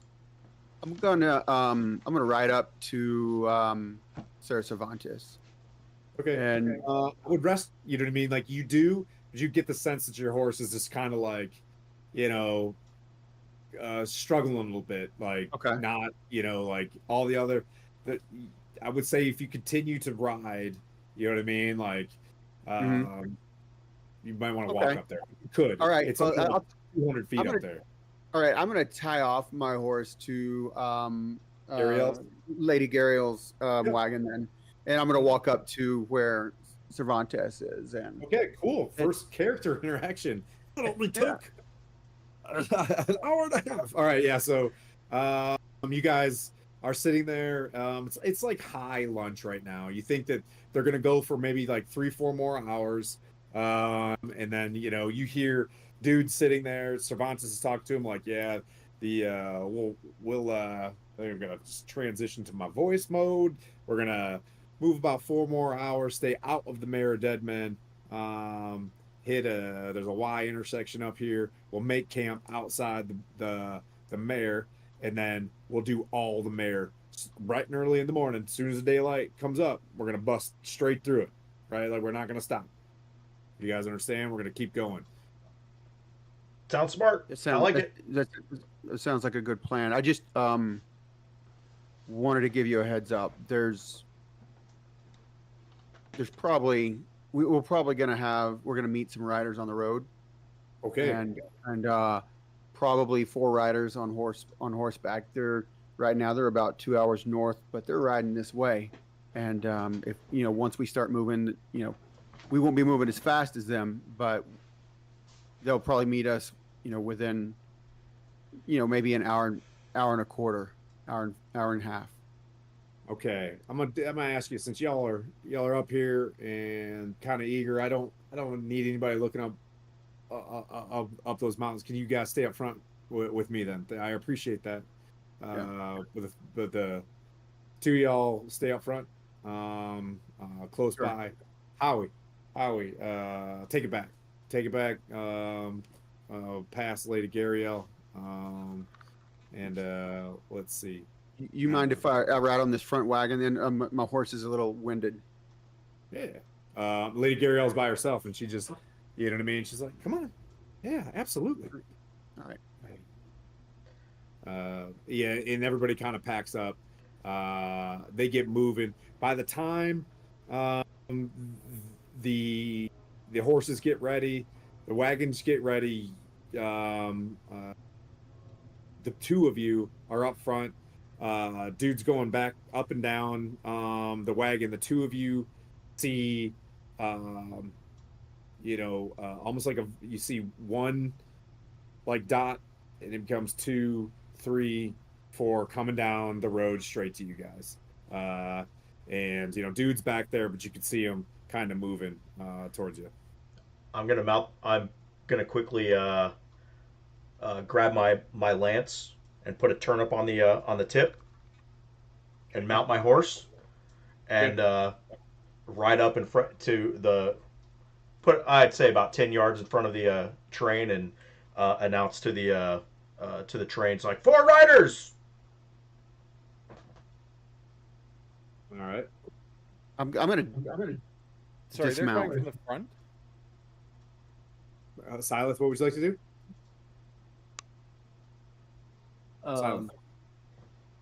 Yeah, I thought I heard you say something. I was going to go back to Ignatius just to check on him, and because if I see movement back and forth with everybody, I'm going to try to, probably get with one of our crew, basically. Okay. Yep, Ignatius. They put the tire on. They put the wheel on. So you 2, I'll get back to you, Brent, in a second. he's back playing a lute, right? Or his instrument, if I mess that up. But you see, they quickly get the table or the wheel, the wheel table, like back up. The jack comes off. They hop up. You know, they didn't even have to like. This is a real like I don't want to say like the hair on this horse is like real thick, right? Like it's just fluffy almost. You know what I mean? Like, and you know, they're like, oh, you know, Betsy, you know, like let's get going, and you know, she just starts like easily pulling this thing forward, and you see, you know, the back of Ignatius's head, the trail, the hitch is down, as it were. You see him sitting next to another guy, you know, like smoking a pipe. Yeah, I knew he was rough from last night, and if I see, you know, a bunch of the guys going back and forth mentioning that there could be riders, again, I would want to, you know, sort of get together with another party member since we got two You guys want to up ride? front. You want to ride with these folks? Sure. Okay, yeah, they're just like, you know, they're like hop in, and they've got just mugs on mugs on mugs. They're just like pulling them out of their robes and stuff, and just hands you like a cup of like frosty, you know, frothy wine. This is not a dry wagon. I don't. You were definitely on the wagon. Wait, but yet off at the same time. I forget. Yeah, this is an off the wagon situation. We're on the But, wagon, yeah. but off the wagon. Do you partake in some of the wine? Sure. Do you want some? It tastes like offer it. last night. Yep, tastes I'll like offer last it. night. It's not mine to give, but I give it anyways. Okay. Be like, here, drink All some right, of their yeah, wine. so you guys kind of sit in there, kind of hanging out, and then Brody, you see them getting closer and closer. You can roll a perception check or anything, but you know, Cervantes, you're up there if you guys want to aid, but you can see dude's still back, probably you know, he's back next to this real fancy ornate carriage that's in front of where Silith was. I will definitely assist the perception. Okay. Nope, not one, baby. Nice. Okay. So, yep, you see him putting this turnip on, and you see him going through this ritual, Brody. Like he's because you rolled a one, man. Here I am, and he's just kind of puffing up like a knight and doing these things and sitting in his saddle, and a little bit of you is just like, you know what I mean? He's starting to do these chants, like a paladin chant. Like every once in a while, you see, you know, Sir Pete saying things, and Cervantes is mixing them. He's like, by the justice of tears, something, you know what I mean? And kind of does something as well. Does that work for you, Skylar? That's your one right there. All right. But Brody, what do you want to do? I rolled a 10 on my perception. Okay. And Yep. yeah, go ahead. So as you're looking, almost like as you were trying to perceive, as you're staring, the horses move at such a clip. But by the time you start focusing in, they're within, you know what I mean, earshot, and then they just stop right in front of you. Like you didn't have any chance. Dude's still back here, and before you are 3 full plate mailed elves, silver helms, great white plumes. In front of you is a gorgetted elf with long blonde hair, just like probably 6'4", 250, you know, and he's sitting on top of like a massive like white charger, and just stops and looks at you. And Does our remembers his column name. stop? Huh? Does our column stop? It hasn't moved yet. We It haven't hasn't started. moved. Yeah. Oh, okay. I thought we were moving. Okay. Since I'm in front, they would probably stop in front of me. Yeah. Yeah, they stop, and one of them cuts in front of you. There's like a knight, and he's got a lance. You see a bit of like a broadsword, a very, very oval, like thin oval kite shield, and he's got a long bow on his back. You can see that there's like 2 maces upside down on either side of the horse. This thing stops, and he's like, "I present to you, His Majesty Prince Aligarthas, son of King Melandra." And he kind of sits there, and you see Alagarthas is just like looking down, the column, and he's just like he looks over to him. And he's like, brother, we should get through this. We need to get to father. And another one with like black hair, looks very similar to the one with gold hair, but he's wearing full plate, much like the guards. Comes up next to him, and he's just like,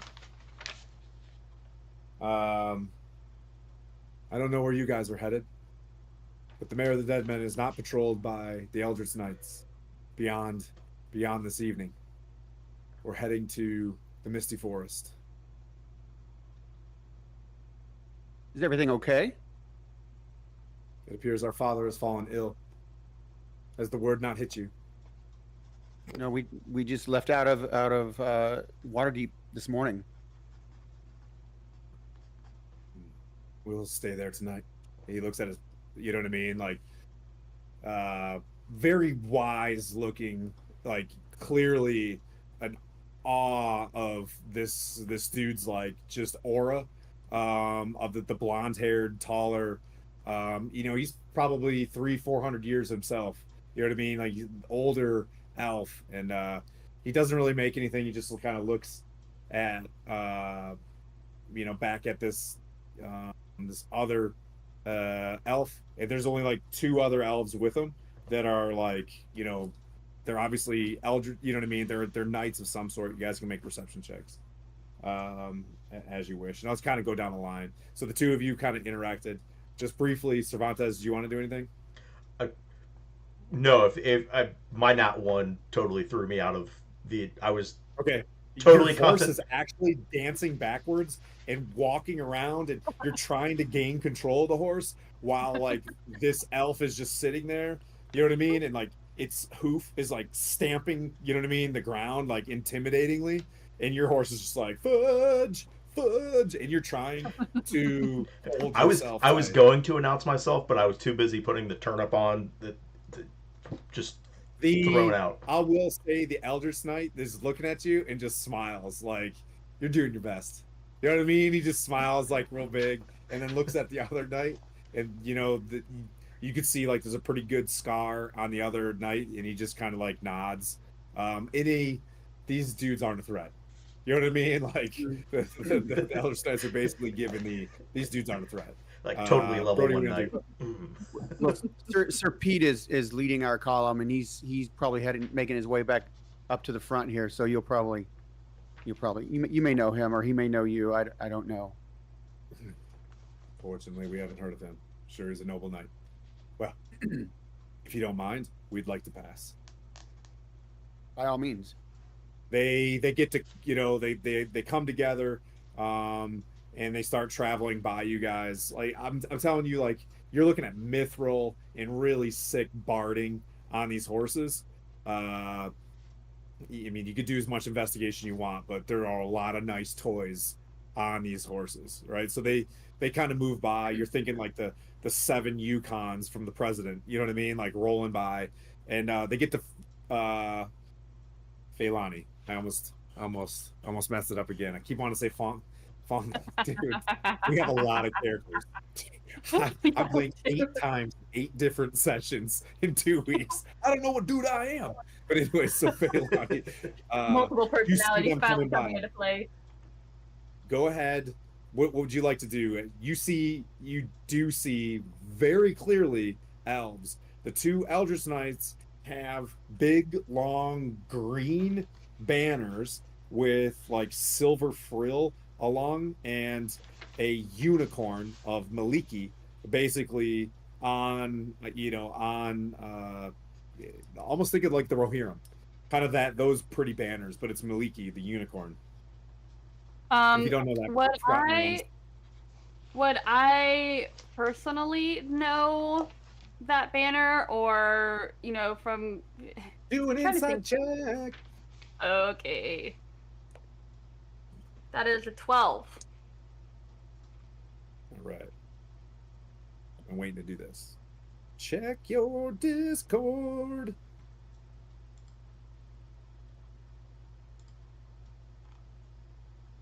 I can find where Coco is on here. There she is.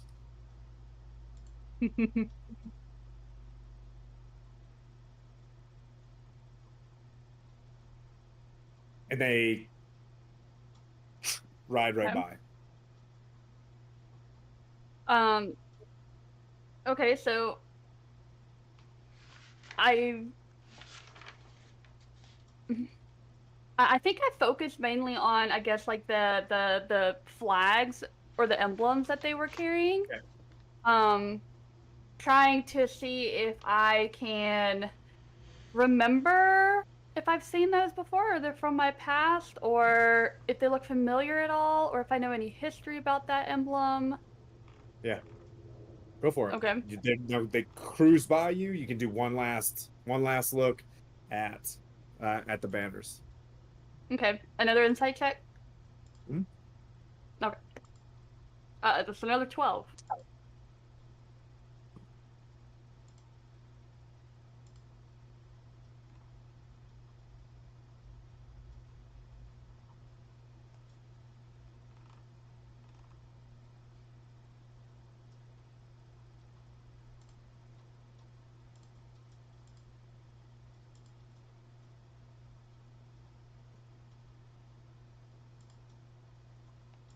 Okay.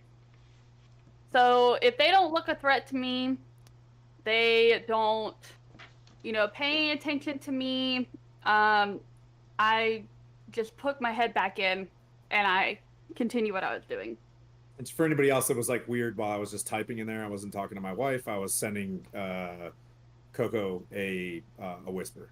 Some of these things in this campaign, you start learning some of these things that it'll all make sense eventually, but it's good to know when parties are coming together how forthright people want to be. You know what I mean, with the things that they have, which could be very difficult in the future if we're not very forthright, or it'll protect you on the party. But anyways, Don't lie. You were sending me kissy faces. It's okay. You don't have to be embarrassed. So the next two, the two of you are sitting facing backwards in this pretty big thing. You hear just in unison, and almost sounds like before they even get there, like when we haven't gotten moving, I'm like, Silas, what the hell is going on? Why are we moving yet? You want to look?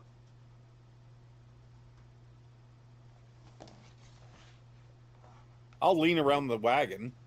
Okay. You see on the right-hand side.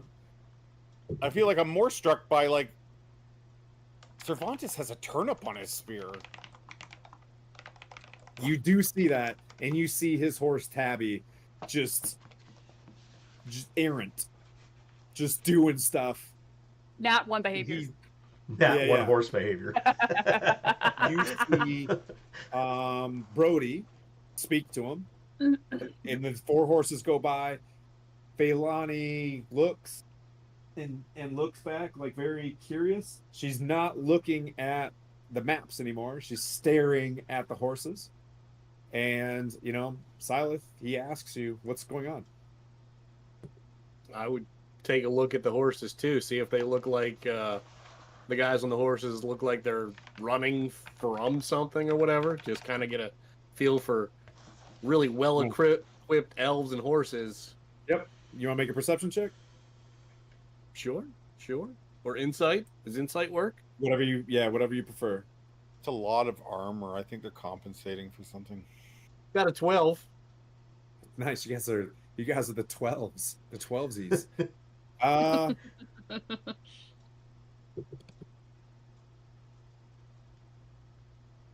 than an 8. I gotta only send you. Here's a better question. What kind of paladin rides around the land killing turnips? Ones he has beef with. They could be evil turnips. You don't know. Is that a thing? Sure. You could have beef with a turnip. You could have beat with a turnip? Oh. Ah! Ah! You should put that in your next song. I should. Beat the turnip. It's gonna be an alt rock hit. And they blow by you guys. Woof. Turn it, beat Ooh, around. you liked that one, didn't you? Did you like that one? You like that one. All right. Hey, make your insight check. I got fun stuff. All right. A lot So of then force. the carts begin moving. The same type of Finally. activity happens. What's up? What do you want to do? Ignatius, what's up? No, I'm like when the carts start moving, I like plop my butt back down. I'm like, finally. The carts move. There's no changes. The two of you stay up front. Dude kind of watches them go by, and they just leave. And he's just like, "Whoa." Does Silas have a whoa. holy symbol? Would you like to see? I'm checking Yes, him he out. does. He does have a holy symbol. Yes. So you're some Yeah, I kind have of. a, it's a cleric? coin with a 4-leaf clover around my neck. I maybe invade your personal space a bit to get a close look at it. He's like, Doesn't bother me at all. I hold it out. And as you get close, you notice I have the same tattoo of a 4-leaf clover behind my ear. Nice. How'd you get that? The tattoo, I paid for it. At least that's what they told me when I woke up. How much did it cost you? I didn't have anything in my pockets when I woke up, so apparently everything that was on me. Did you lose all your money last night to those guys? And I motion at the cart ahead. I did not lose all of my money to them now. I just lost some of it. Tell me, what kind of... You're a cleric, right? Or some kind of priest? I am a cleric, yes. Yes. What kind of cleric gambles? What's wrong with gambling? Are we not all Look, out here gambling our lives not- every day? I'm not judging. I've just never heard of a faith that lets you do that. My faith encourages it, actually. Yeah? Yeah. Tell me Gambling, more. being bold. I mean, Tamora, she's all right by me. I tell you what. Tamora. Amora? Yeah. This is interesting that you say that. Sister Gariel is a priest of Timora. She's in the lead carriage. She's an elder. Has been living in this town called Phandalin where you're going. Fantastic. Silas She is also an elder. Yeah. She's like we call elders, a leader of the village. You know, she's had maybe a Silas few is. babies. I'm not sure. Maybe a baby. He leads people in prayer. I feel like the gold I've lost so far on this adventure is going to come back to us tenfold with good fortune. That's how I look at it. Like luck. Just like luck. So, do people pray to Tamora for luck? Yes. But does she only give good luck, or does she give bad luck as well? Oh, you got to make your own luck. Sometimes you don't make the right decisions. Wait a minute. If I'm praying for it, why do I have to make it? Do you expect a hand to come down on your hand to make the right decision? No. You have to hope. You have to have faith. And a little wine doesn't hurt either. With that, I hand him another glass. I can maybe get behind this religion, Silas. Wine, luck. That's why I'm here. I thought maybe you could use a little more luck today. What I really need is like a warm bed to sleep in. I can get the warmth. Yeah, yeah. He reaches up and he grabs like this bed mat. What's his name? I have to keep going in my notes. The dad. And he just rolls out this huge blanket, like really thick blanket. And he's just like, oh, sleep. Startavir. So, yeah, Sleep? No, I didn't mean Standavir. like... thank you for your hospitality, but like not right now. Very well. But eventually, Tonight we will sleep well. on the road, maybe in a swamp by the sounds of it. Stanimir. Gosh, that's my OCD. Like, what was his name? I need to know that. You guys carry on until dusk. The wagons circle up as they do. You know what I mean? As a you see dude begin to circle the wagons, and the very ornate carriage keeps moving forward. And dude's like, "What is this?" And they just charge straight by, and you hear him be like, "Hey!" And he rides up towards the carriage, and you see him ahead of you guys like 10, 20, 30, 40, 50 feet. Like you hear him talking like, "What are you doing? Where are you going?" And he's just like, "Hello, what are you doing?" And he tries to go to the other side of the carriage where this dude with this great helm, big blue helmet with like these wings on the side, who was their like personal security, just basically puts up his hand, and you hear him in the distance, "Back off. We're done with you." And that's my best voice I could do for Warduke Wednesday, just for you, friend. And the carriage keeps pressing. And you hear him come back, and he's just like, very foolish indeed, Brody. But, these people with money, I don't know. It seems like they have a lot of good security. Well, good luck to them, huh?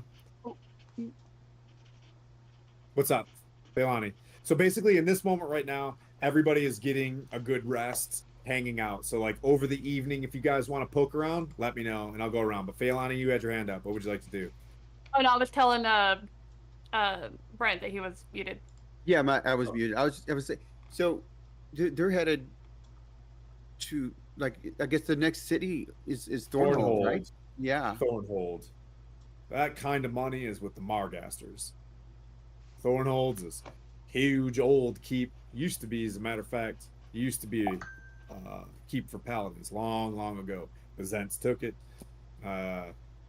Then folks took it back, fell into the rich folk of Waterdeep, and well, I think that's where they're heading. They've got a And nice. And that's where we'll be tomorrow night, right?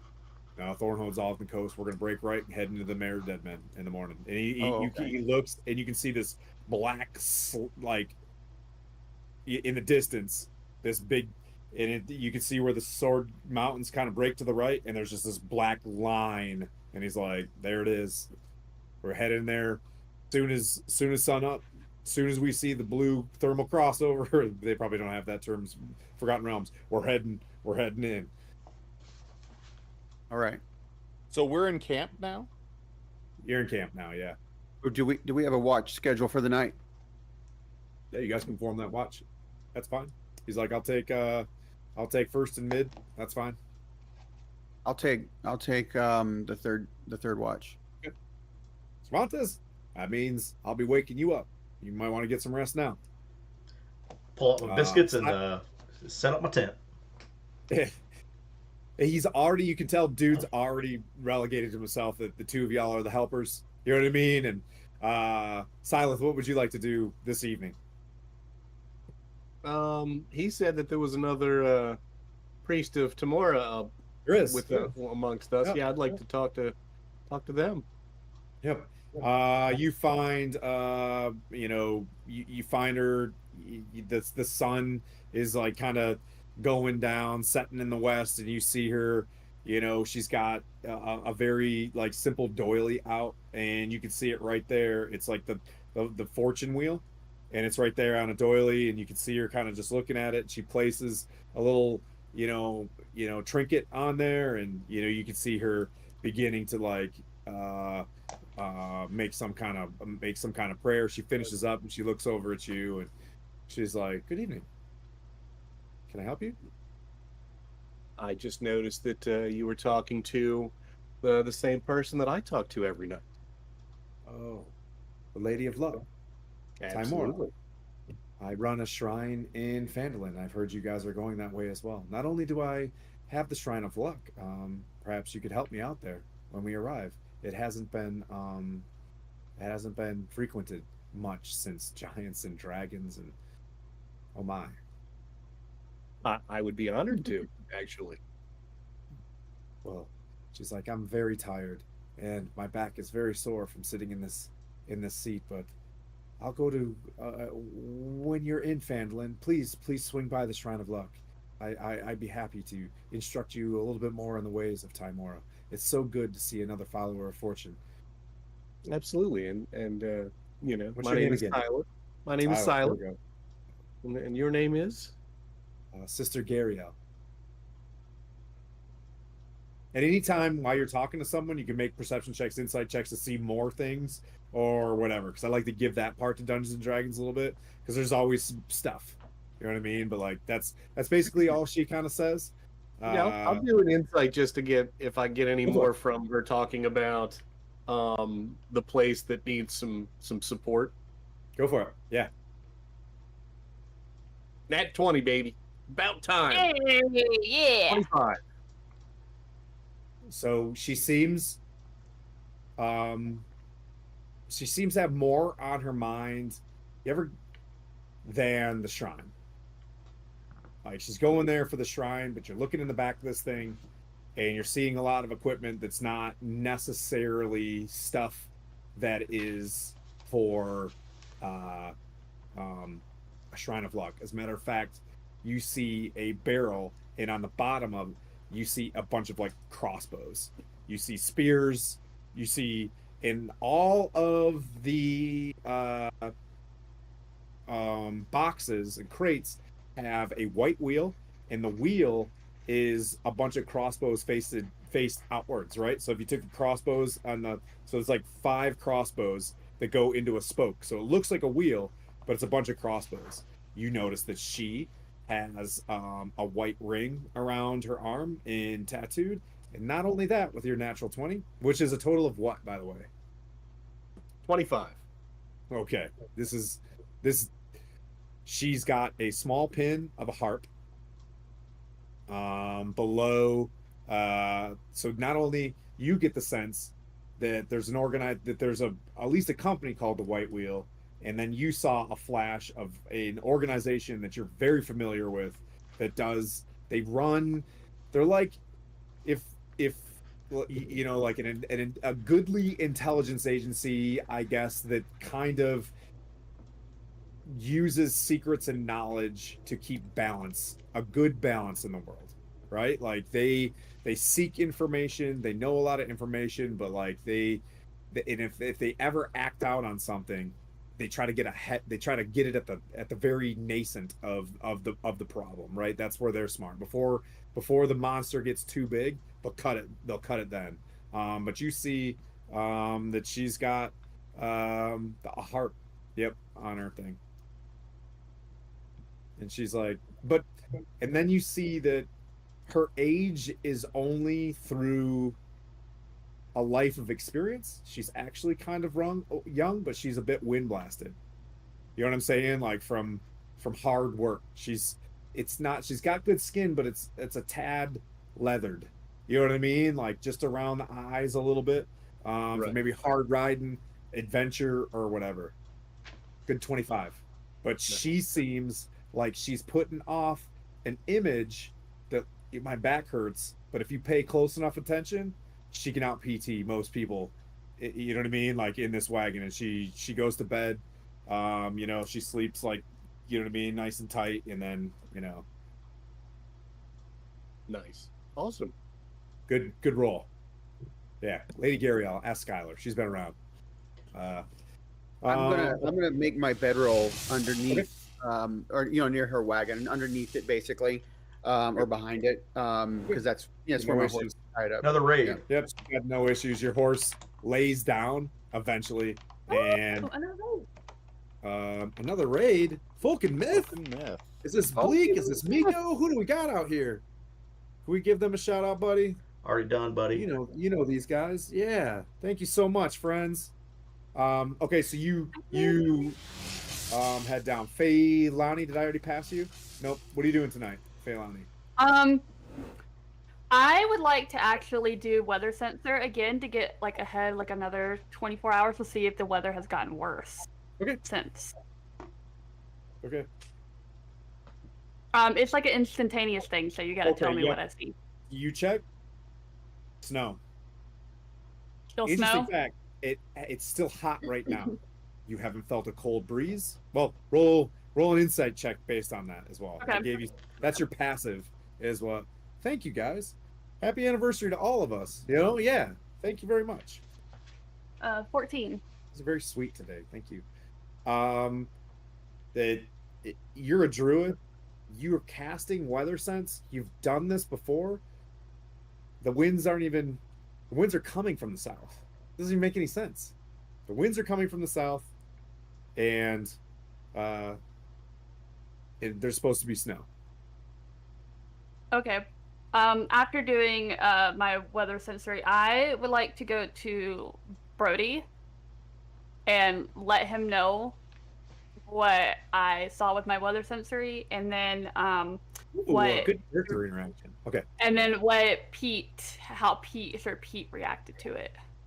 Since I know he's been up front to You're asking Brody. I want to Yeah. Well, I want to go and basically have an interaction with Brody to let someone else in the party know about what I've seen and experienced, and to let them, pass it on. Go for it. So, yeah, you walk up. And he's laying on his bedroll. There's a horse laying there, but not on him. Like they've been together for a while. The horse is over here doing its own thing and just kind of resting, and he's underneath it. Go ahead, Phandalin. Okay. So I walk up to him and I say, I'm sorry, I don't mean to interrupt your rest, but I feel like I need to tell someone in the party about, what I've seen. So within the next day or so, we're supposed to be getting snow. And I noticed you've been up front, you've been, keeping a watchful eye out. If you could keep an even more watchful eye out, and also if you could gauge Sir Pete's interaction, or how he acts within the next day, because I told him about it to let him be aware, and he seemed very put off and a little worried about what I told him. Okay, I will definitely keep an eye on him. When you say snow, do you mean like a blizzard, or do you just mean like a little bit of snow? It's going to get a little cold, maybe coming like something blowing in out of the mountains, or what do you mean? My weather sensory, it doesn't really tell me exactly like how bad it's going to be, but it's according to, I guess you could call him a local native. He's been around a long time. He said snow never comes this far south, and it's worrying me a little bit because it's so hot and we haven't felt the first breeze, and within a day it's supposed to completely change. It certainly doesn't seem like it would be a natural thing. Maybe that's what I think. Yeah, it might be. That's actually terribly foreboding. If you're telling me that it doesn't come here, snow doesn't happen here, then something could be artificially making that, and then Agreed. It could be. Yeah, I will. I'll think about this and see if I can come up with anything. But we definitely need to be on guard tomorrow. It sounds like. Yes. If you're around Sir Cervantes, for a little bit, later, let him know as well. I'll try to let the other party members without raising suspicion with everybody else, but I figure that we should, be prepared and be aware about, what is possible to come our way. And you think it'll hit us before we get to Thornhold? I did it before we left. Okay. And it doesn't tell me. It doesn't tell me when. It just says within the next day. Oh, so it could hit. It's probably going to hit tonight, is what you're saying. It very well could, but I did it. I wanted to make. I did another one. I did a weather sensory, and it hasn't changed. So it could literally be in the next minute. Okay. I'm gonna get some rest then.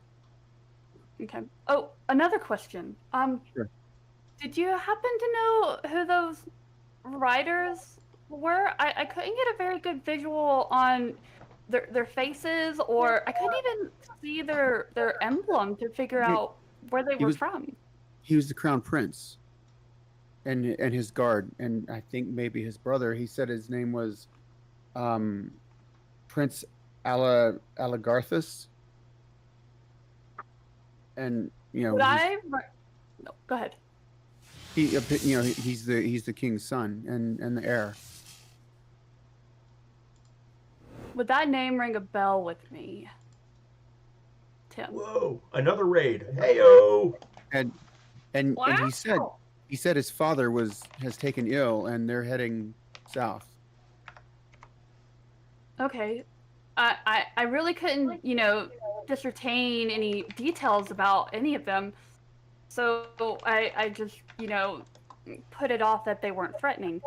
It was very weird. I couldn't make out the prince's face, and I couldn't see, their emblem on their flag. It was blurry almost, in a sense. Like there was. Wait. Are you saying there was some sort of like spell that was like it was sort of like an illusionary type situation? I'm not very sure. I've never experienced that before with anybody. That's why it got me a little curious, because I couldn't see the prince's face, and I couldn't make out. When he rode past you, you looked right at him, and it was a blur. Exactly. I couldn't make out any details. What color his eyes were. He was just a blur. That's But I would not say that. good. Okay. That's troubling. I think so as well, but like I said, they didn't seem, very threatening, so I kind of just put that thought at the back of my mind, but it was very peculiar, very odd. Okay. Well, we got the catchy cantrips in here too. Thanks, guys, for all the raids. We have really good dialogue. Not right now. Well, did you say you were going to go talk to Sir Cervantes and tell him about the snow as well? I mean, he's going to be taking second watch.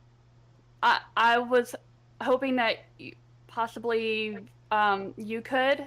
Okay. And then I would go let the others know in the back of the others know in our party know as well. And that way you can pass it along, and I can go to the others and let them know what's going on. All right. I will go. I'll go speak with Sir Cervantes before I lay back down then. Okay. Sounds like a good plan. All right. I'll head up to Sir Cervantes where he's bedding down. Cervantes, when he notices you, hold on a second, real quick. Gotcha, Tim. I'm headed that way too. And you see me like wiping biscuit off of my face really quick. Okay.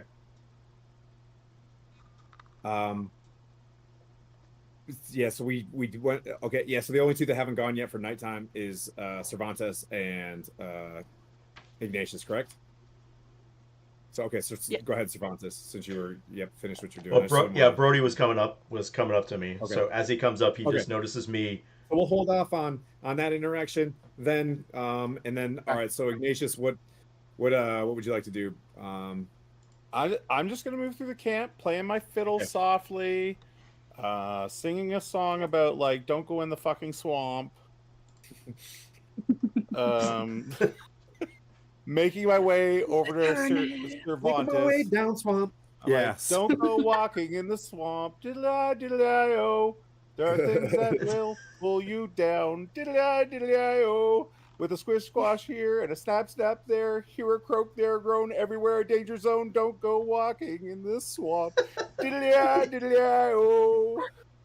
Everyone in danger zone. Oh man, I'm getting that on a T-shirt. Shoot. And I just make my way over to Cervantes, and then when I get to him, I just like abruptly stop the fiddle. Like, okay, is so, the so deal? you're up there. You're up there now. Okay, so Brody, you're about to pass this information on. The three of you guys together.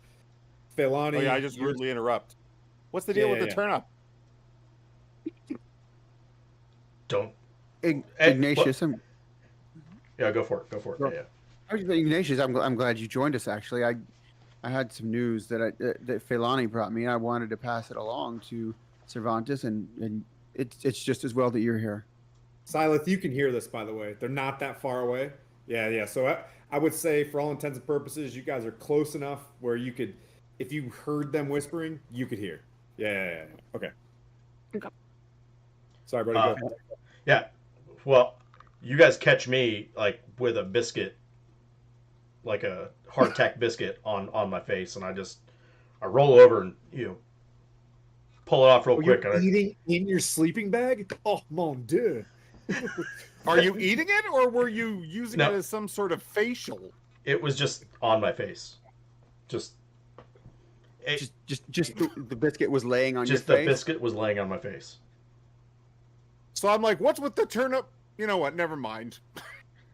Like you don't bless your weapons with a turnip before battle? What would that do? I'm gonna kneel down, like in a squat position, so I can look him in the eyes. What is wrong with you? It's what every knight does before battle. You must bless your weapon with a turnip before it takes blood. And why was the biscuit on your head? Don't worry about it. Oh, I worry. Is it like to keep the wrinkles? Like It brings cucumbers. me I think good that's luck. cucumbers. It brings me good luck, and it's You got any cucumbers in that sleeping bag? part of the code. It's part of the code. It's part of the sacred code. What code? The sacred code. Yeah, please Insight tell check. me more. Yeah, definitely insight check. Oh, I don't need an insight check to smell You bullshit. set your own, Skylar. What? No, the sacred code. You don't know about the sacred code? Dirty 20. As you guys are, yeah. So go ahead. What? When you insight check other people, like in terms of, we went over this in there, Zero. So go ahead, Skylar. What do you? Yeah, I'm not lying. I'm just it's like I believe in this sacred code of it's like smite first, justify later. Who gave that to you? Who gave that to you? It's it's part of the story of Sir Timothy Alagondar. That's how I was blessed the first time. Sir who? Sir Timothy Alagondar. You've never heard of him? I think you made that up. As you guys, you hear like spurs hitting, the loose, the bits of gravel on the hard road or whatever, and Pete kind of stands there, and you could see him, you see him shuffling off chainmail. He's like, all right, you know what I mean? He's just like, Brody, you're up first, and just you like the chainmail kind of hit the ground, or you're not first, you're taking the second one. I'm taking the second last one anyway. Yeah, he's like, Cervantes, once you clean out the crumbs out of your sleeping bag there, you're up, and then I'll see you in a few hours. All right. What's happening here? Just a heads up. I think we're gonna have snow before morning, and also. Where'd you hear about snow? Phandalin. He just wakes up and he just sits up and he's like, this is the second time today I heard about snow. Yeah, I mean, I don't have any reason not to trust her. She seems pretty sure of it. He's like, you spoke to Phandalin. What she said was the truth. You're bringing the truth from her. I thought for a second you had picked up that the weather was going to change. Okay. Well, here's what we're going to do. I want to say one more thing. She said that whenever Prince Aligareth, came through earlier, she said it didn't. There was something wrong with. There was almost some sort of illusionary spell covering him. Like she noticed something was off.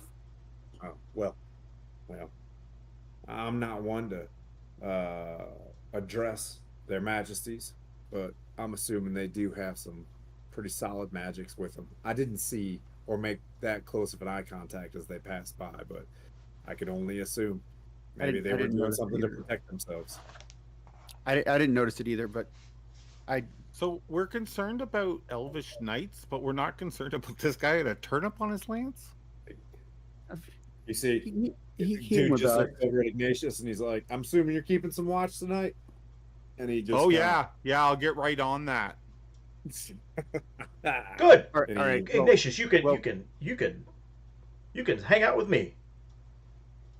Ask him more questions about his turnip. I'll tell Are you gonna about tell me Are you gonna tell me some truths about this thing? I'll tell you about the blessings. The blessings? Like Tamora? Because I talked to Silith earlier. That sounds more like my kind of faith if I had to pick one. No, I'm telling you about my blessings. I'm not really into turnips and biscuits. That's just part of the sacred code, Ignatius. I'm rebuilding it. I am Sir Cervantes, the twice blessed. Don't you want to know? I want you to stop lying. I'm not lying. That's my gig. That's my gig. Is your name not Ignatius? You hear Ignatius Sir the Pete, lying? That's the first thing you've said that isn't a lie. Who? You.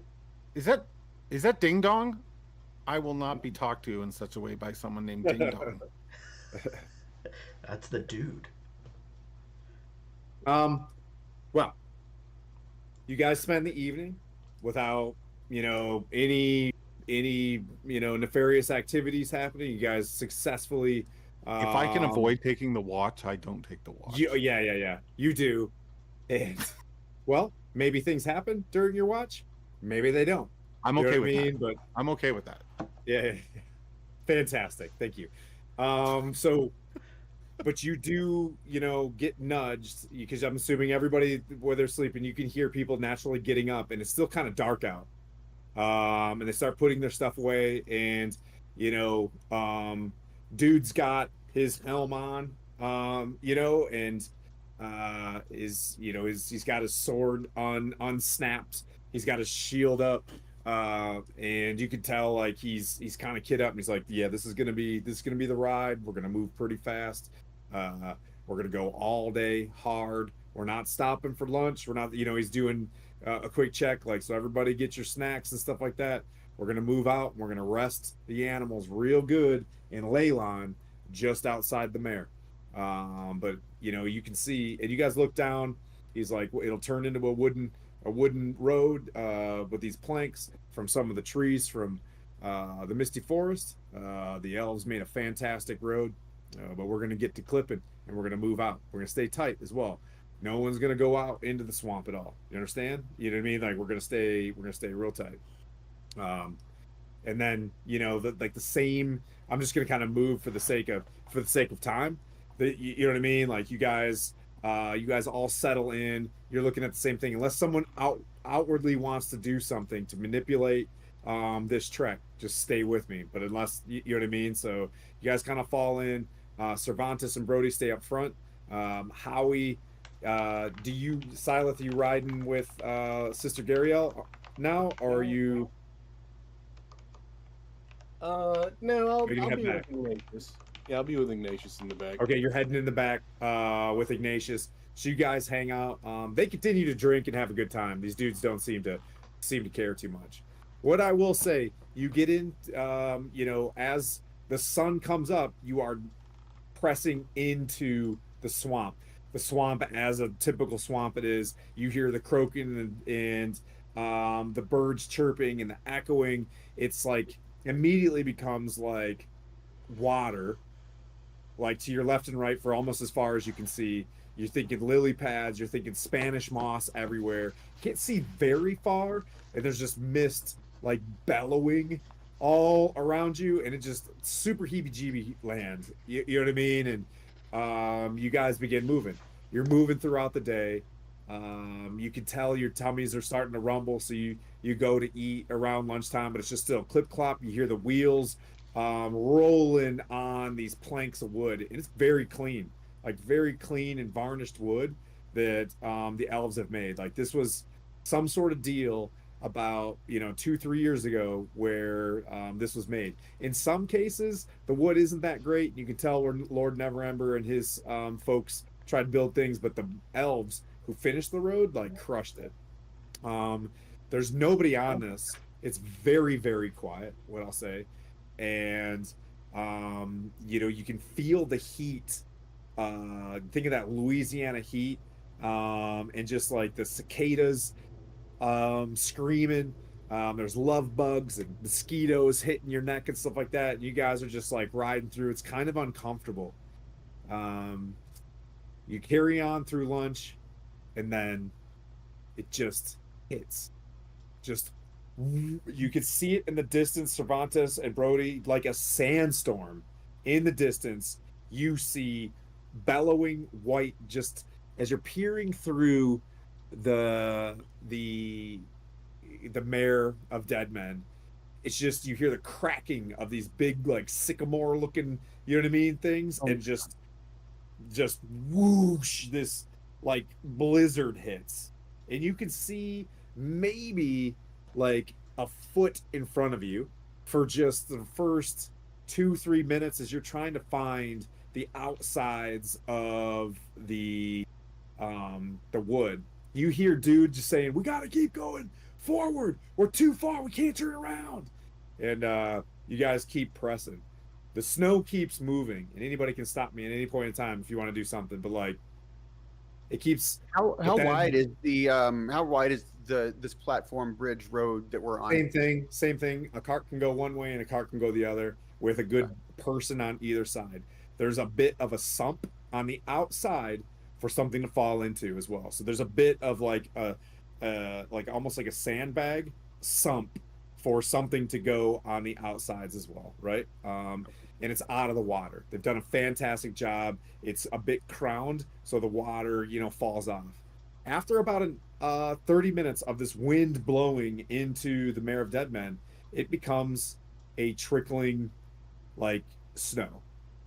But the snow, it's now getting cooler at about 40 degrees. Like it's not shivering cold yet. The snow is laying there. It's just not like it calms. I mean, I absolutely have zero ability, like literally have zero ability in this, but I'd like to do a nature check to see if this like snow is natural. Oh yeah, sure. Go ahead. I was gonna do the same thing, so I will. Go for certainly. it. I'm very proficient in a nature check, so Another nat one, baby. Nice. Well, everybody roll. Well, I there's got that. 17 flat. Silith, since your religion deals with gambling, I bet you 5 gold that I can get Cervantes' turnip. You're on. 22. Yep. Mine's a 22. Yeah. Deal? Absolutely. That's good. I walk over to my bag and I pull out Cervantes' turnip. I'm like, Excellent. check it out. And you guys are just having this discussion. The snow just blows through. I love it. We're in the back of the wagon, right? Yeah.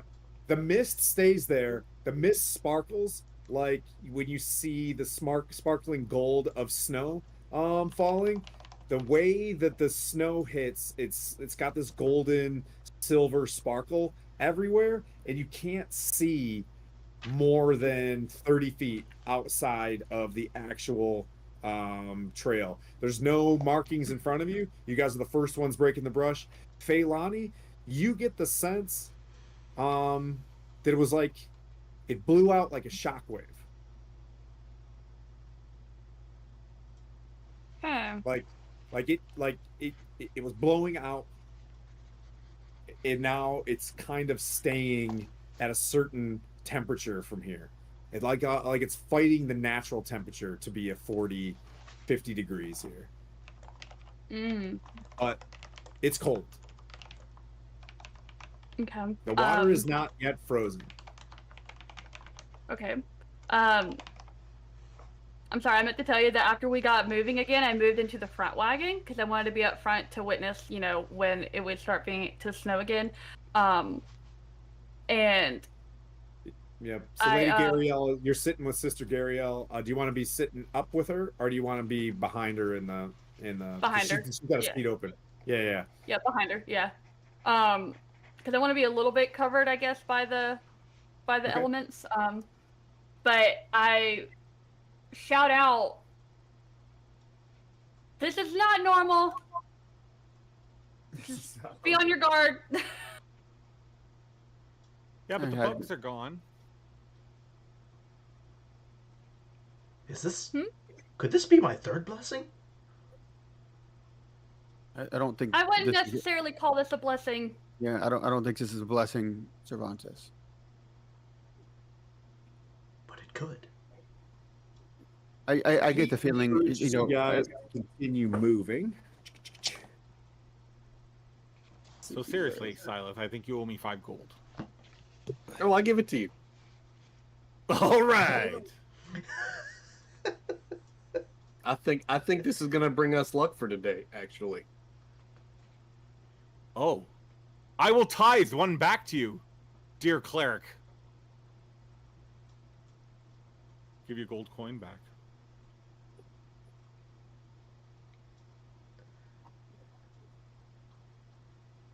You guys ready? Yeah.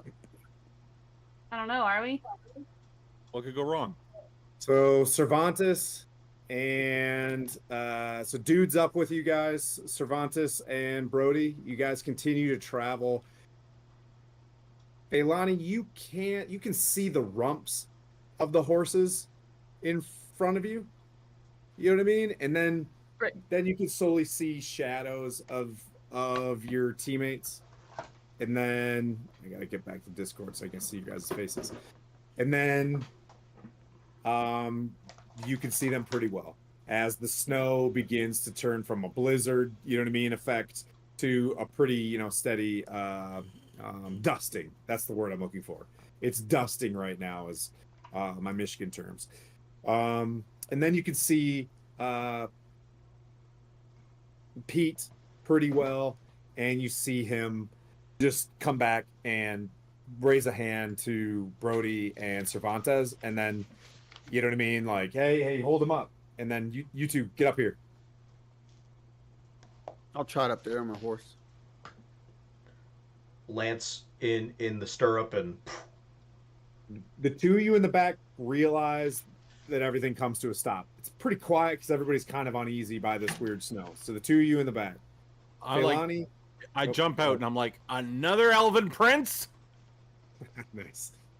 They can hear you say that. Everybody's pretty quiet, and you guys hear Ignatius. So Brody, you see Pete hop off his horse and take his horse off to the right, and kind of push it to head back to Sister Gariel.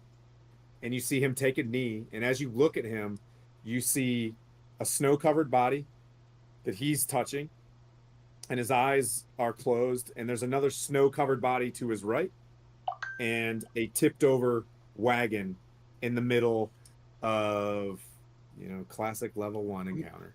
Yeah, I'm gonna ready Eldritch Blast. Okay, all right. Cervantes, the horse kind of trots by, like very disciplined, and he's off. Are you still on your horse? As soon as I see Pete get off his horse, I will basically put the lance away and hop off my horse and give her a turnip and go and send her on her way. Roll me a tabby. Just roll a d20. I want to see what Tabby's up to right now. This is kind of the fun part. 12. Okay. Yep. Tabby just kind of circles around and just, but does what you say. But you, Phandalin, you see Tabby just boop, start walking backwards. Ignatius, there's a horse moving towards you on your side of the. And Brody, are you staying up on your horse? Yeah, I'm staying up on the horse for now. You see Phandalin, you see Brody begin to do something with his, you know what I mean, his body, preparing defensively, right? However that is, we can describe it in a second. Silith, how about you? Everything stop. Ignatius pops out and he starts heckling. I'm going to the front because I'm not just you're walking up. Yeah, you see the right side, there's a horse coming in, Ignatius. You go to the left side and you're clean. You see this guy Falcon, also that you haven't really run into, and then you see Vin haul forward, and he just starts blasting forward, almost knocks Tabby into the water, runs up, and you hear behind you guys clunk, clunk, onto the wood. He runs up and he looks down at these bodies, almost presses by both of you. This dude's got cloaks, and you can see that he's got like a scimitar off in his side, and he looks down. So it's like the four of you, Pete, Cervantes, Brody, and Vin, who rode a horse up there. You're on your way, Silith. You see these things. Real quick, does the wagon look familiar at all? No. Okay. Nope. Yep, you're seeing this. Looks like average, everyday. Go ahead and make a perception check. Come on, Cervantes. He's the only one that gets to do it. Nat 1, baby. Nat 1. Okay. Change those dice out right now. That's 3.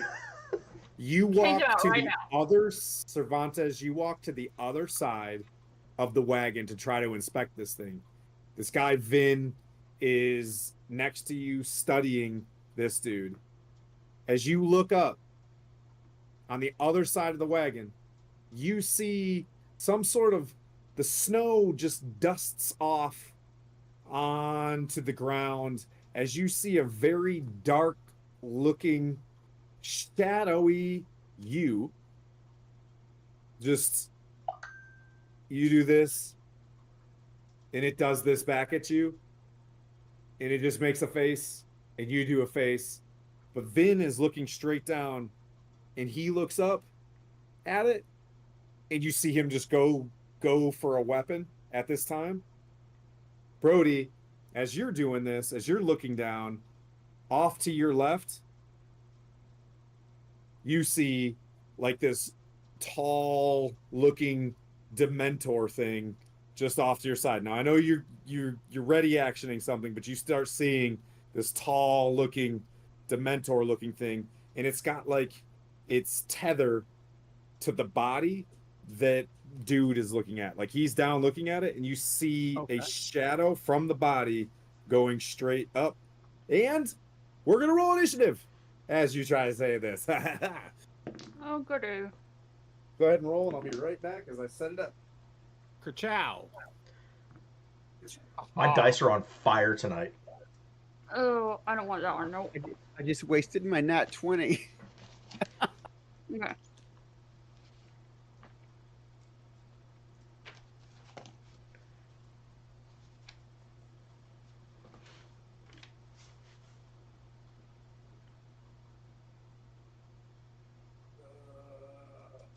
Falcon's on his way. Phandalin, you're up front. Phandalini's 30 feet away from this. Just so you know. Okay. Ignatius, you're outside back here.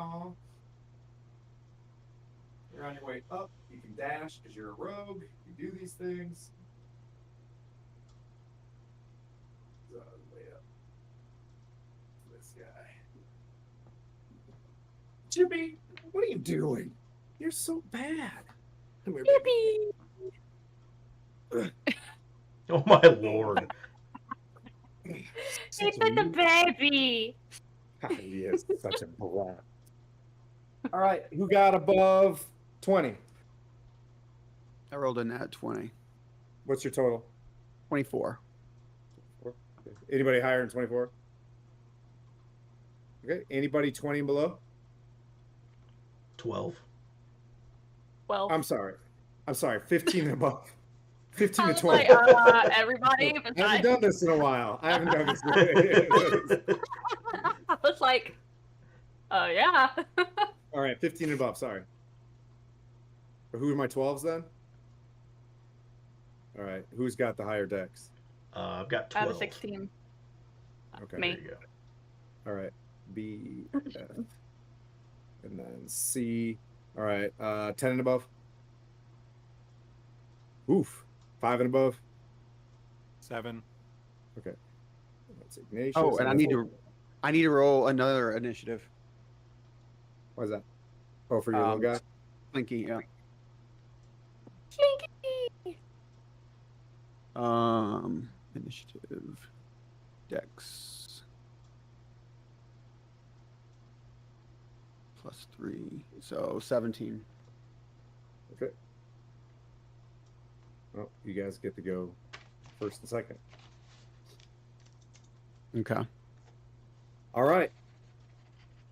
That being said, Brody, what do you do when you see? Can you guys Initiative go to the map? 3. You want to go to the? Yeah. Let's go to the fighting map.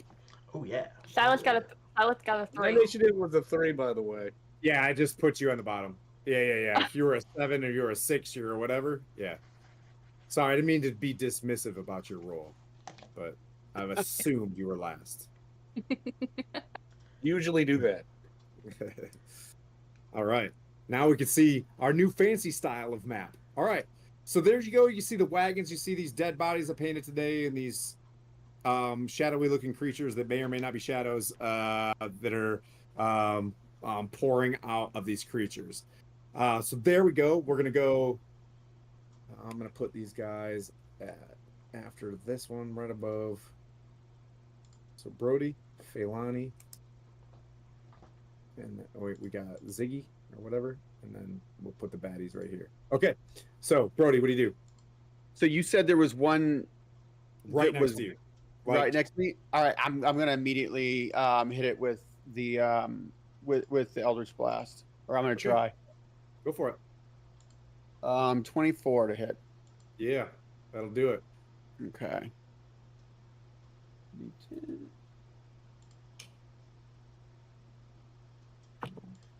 That's 4 damage. Okay. For force, correct? Yes, 4 force. Okay. What does your Eldritch Blast look like? Since this is the first time we're doing this, we got a little time. So it's going to be it's basically like yellow, like a yellowish, like sickly, like a sickly beam, but yellowish and sort of like Okay. venomy looking. But yeah, Okay. sort of like venomy looking. Okay. All right. Sickly, venomy. All right. Yep. And it comes out of your hand.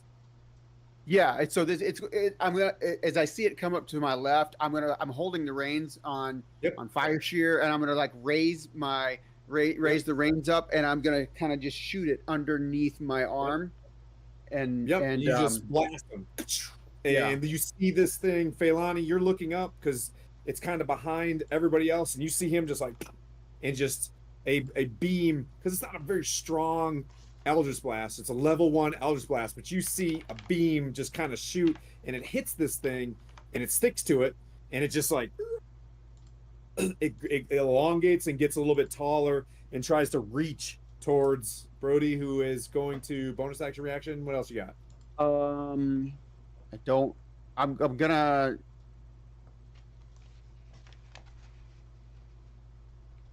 I'm going to jump off of the horse and try to slap its ass so that it runs back towards the wagon train, Okay. and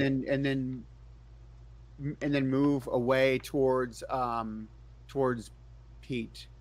You are in melee, just so you Oh, know. I'm in there. Oh, so it's that close. Okay. Then I'm gonna kick the horse, slap the horse's We butt. just want to send say it back- DM Pete on Sundays would let you take that opportunity. He would just be like, okay, you walk away and you're hit. Yeah. So It's too yeah, and that's all I can do. I'm going to What's Ziggy do? Yeah. What's he Ziggy do? Sorry, is it my turn? is Oh, Not sorry. I thought you said Iggy. My bad. Slinky. He is going to Phalana, you're on deck.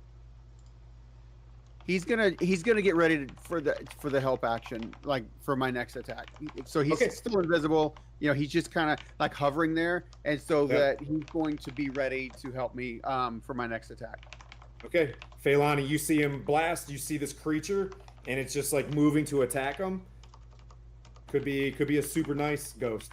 Could be, you know what I mean? Like, who knows? Might be a nice ghost. I highly doubt that. I'm going to cast Chromatic Orb. Okay. Okay. And then since we're starting 2024 off, as we cast our first spell, first time we use it, we're gonna read our first spell. Does that make sense? Yes. Okay. So I hurl an orb of energy at a target within range. It's 90 feet. I can choose acid, cold, fire, lightning, poison, or thunder, and make a ranged spell attack. I hit it, it takes 3d8 damage. Go for it. If I roll the same numbers on 2 or more dice, it'll hop to a new target, and I get to roll another attack. Yep. Right. Fantastic. Okay.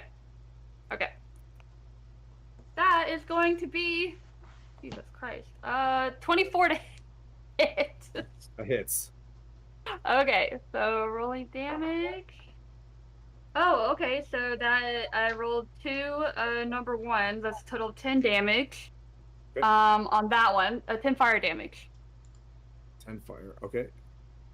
And it's gonna hop to the second target. And do I have to go? Did you roll 8s? Is that what I'm saying? You got an 8 in there? No, I rolled 2 1s and an 8. Yeah, if you Okay. roll double, So the 8 now it takes it counts. to the next guy. Got it. So what I'll say is, when you hit it with fire, the fire hit it, and you could see that the fire didn't like hit it completely, like it wrapped around it. Some of the fire that when the orb hit in blue, some of the fire just like went around it. Some of the fire worked. Okay. Okay, so it's gonna attack it's going to move to the other Dementor looking ghost thing. I have to make another attack roll. That's gonna be an 18 to hit. It's And that is going to be 11 points of fire damage as well. okay. All right. Same thing. The orb moves to this one. The fire moves around it. It flies over to this other creature that is in front of Cervantes. So Cervantes, you're seeing this thing mimic you, and it gets hit with fire. Some of the fire stays with it and disincorporates it, but other fire just like flies right by it. I'll look around. Does everybody like, else? imagine if half the chromatic orb hit it. Oh.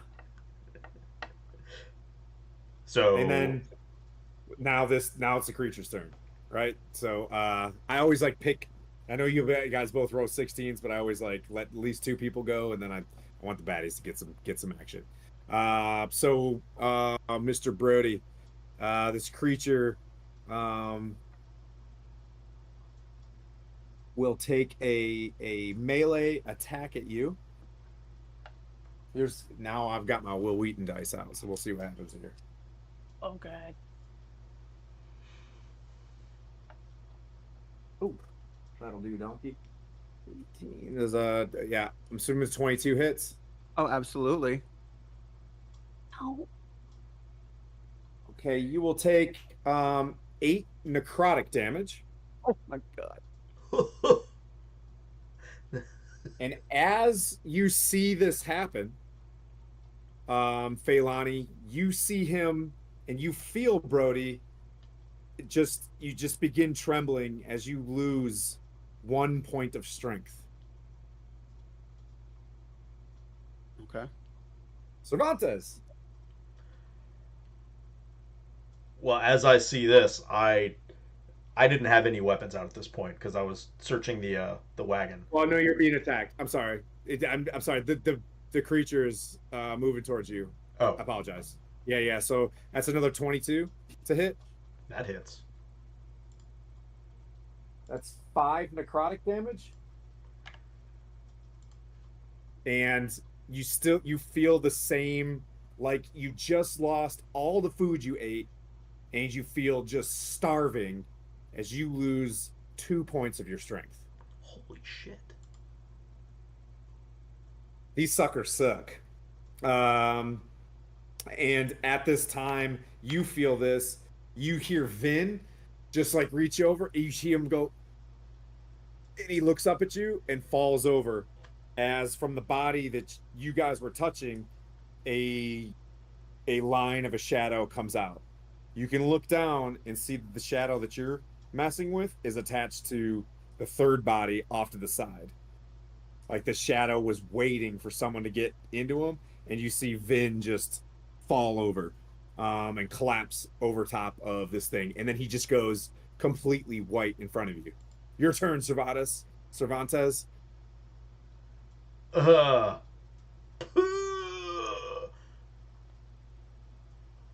And you hear in classic Liam Neeson voice from Pete, "It's a fight!" For the code, the crown, and the turnip. And I pull out a short swords and hit with one. Short swords? Yeah. Nice. Okay. I love Ooh, it. that's nice. So that is a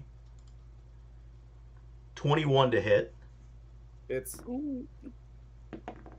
for 7 damage.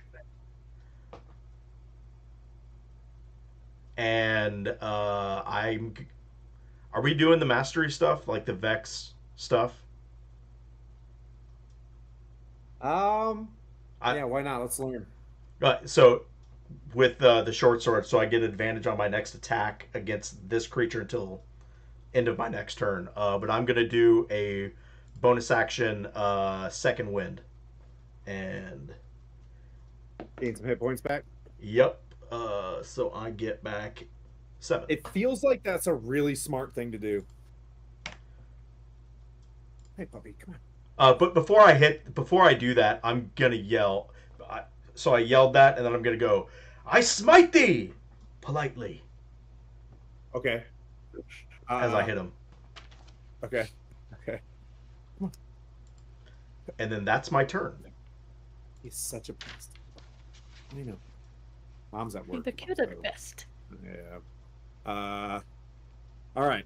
So that brings up Cervantes just went. Ignatius. But Cervantes, you're seeing another shadow grow right next to you. And Vin looks deader than a doornail, like immediately. Like, do not pass go. He just died. Do You like to Awesome. call that a foreshadow warning? Anywho, like, let's get to work now. Yeah. Did Everybody that jump into damage it. look like it did anything? Uh-huh. Okay. yeah, I was gonna say before I do anything, people's weapons seem like they're landing for damage. The Jeremy knows that weapons are damaging, but Ignatius knows nothing right now because he's about 60 feet to the rear. Wait, no, you ran up. Did you not run up? No, not yet. No, you're in the back. Yeah. Okay, well, I gave you 60 feet for a dash. Double dash, right? You're a rogue, right? yeah, I'm not gonna dash. I'm just gonna move forward and draw my short bow and fire at one of the ones on Cervantes. Okay. Yeah, you see Cervantes messing with one, and like right, almost like behind him, you see like another Dementor thing just slowly coming up. Okay. I'm gonna be like, I hope I don't hit him. And then I'm gonna shoot.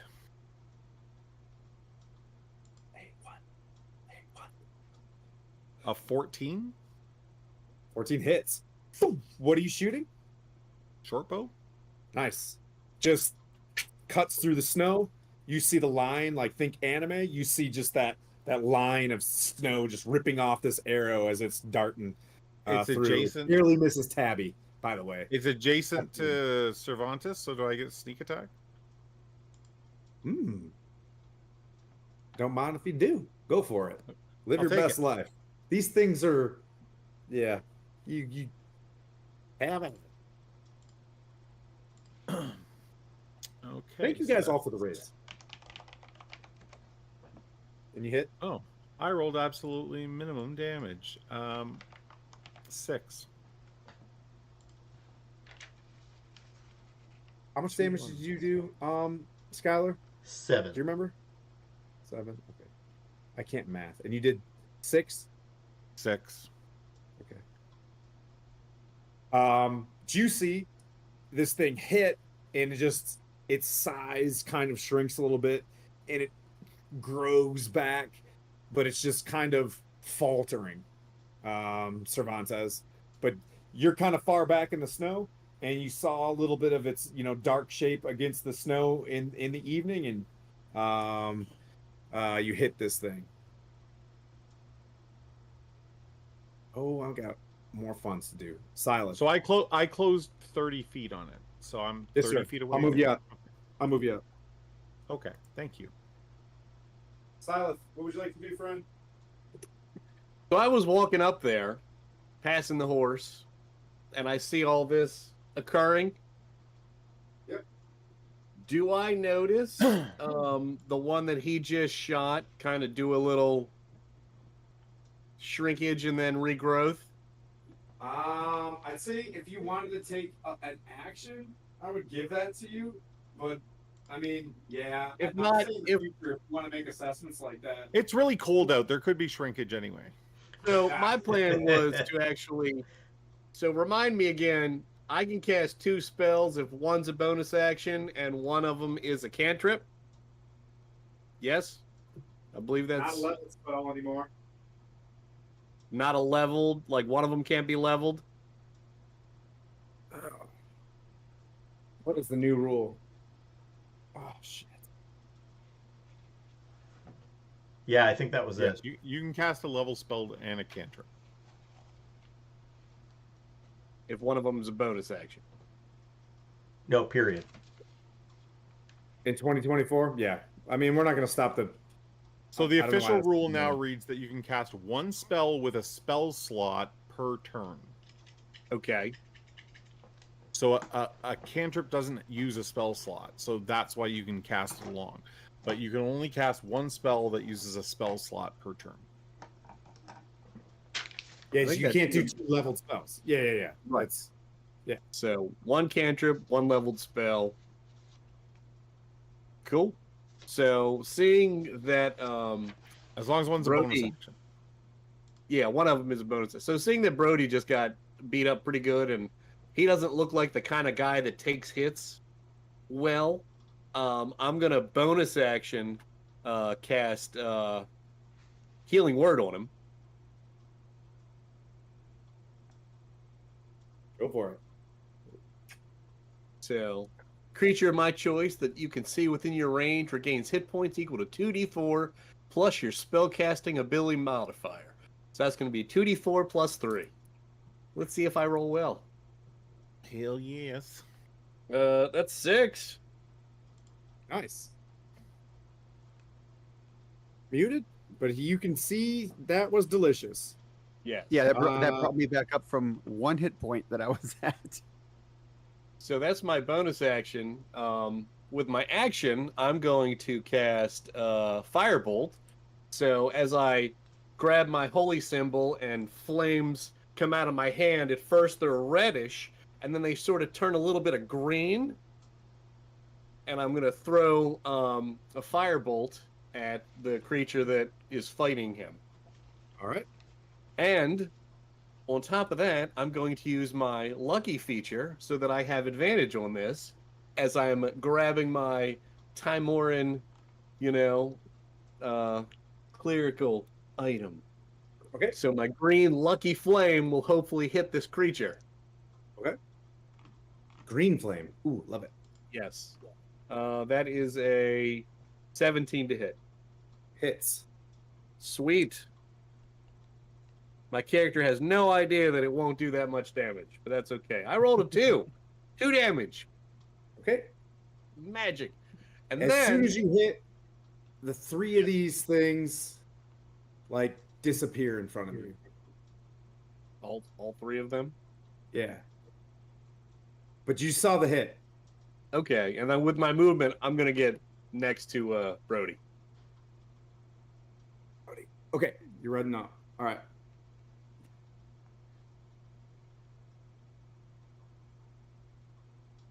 All right, Brody. You can't see it right now. I'm going to bonus action look through Slinky's eyes, who can see invisible, and he actually has, what is it called? So it's not invisible. They're hidden. They take a bonus action hide. So it's just disadvantage trying to hit them. Oh, okay. But so you're looking through them. You know what I mean? Through this thing, and that's basically what I'm saying. Like you kind of see them defensively, kind of. They're in melee, but he's kind of pooling around your ankles, right? It's a ghost, so it was there. It used a little bit of the dimness to kind of pool around your ankles, and you could shoot, but you're gonna be shooting at disadvantage. So is it going to be a straight roll since I was using my Slinky as doing the help action on my attack? Sure, you can do a straight roll. That's fine. Okay.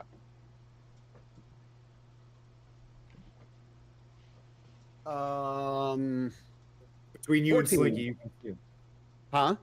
You said 14? Yeah. It. Okay. 10. 10 points of force damage. Force damage? Uh-huh. All right. As you see it with Slinky, it's like you're looking through both of your eyes at the same time, and you can see as it's trying to weave around your ankles and stuff, like you see a nice pool of it for a moment, like just kind of snaking through, and you're like, bam, you shoot him straight down in the legs. And Phandalin, you can see this kind of as well, and you're like, what is he shooting at? As it's your turn, you know what I mean? Like you get the sense that it's gonna be hard to hit, like because it's still hidden. Can I see where Vin went down? Yeah, I'll throw him up there. He's off to the right.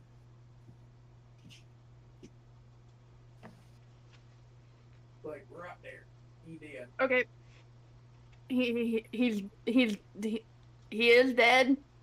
Well, he seems very unconscious. Yeah. Okay, I would like to go up to him and I guess like do like a medicine check Sure. to see if he is dead or just unconscious or. Yep, go for it. That's gonna be. God, I'm rolling high. What is that? 24. He is certifiably dead. He is? Okay. Shit, that's not gonna work then. I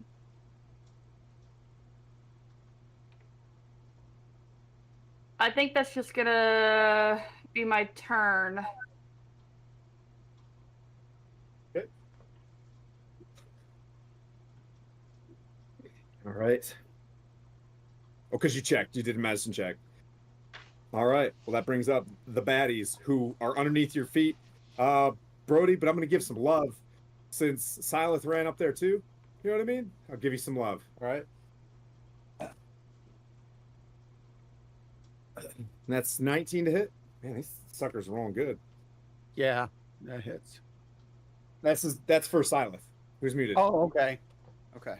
I'm going to use my other luck point to give you disadvantage. I was going to say that. Okay. As I'm grabbing my holy symbol tightly. That's the lowest of the roll. Okay. Sorry. That's fine. So you did not Are pull you out your guys will weight subtracting dice. also from your melees? Well, the only person that has a melee reduction right now is Cervantes. You're tracking your -2 strength? Okay. So that's 6 necrotic damage, sir. Now. Oh, God! and you find yourself drop to a knee and kind of hobble yourself back up because you just lost 4 strength points.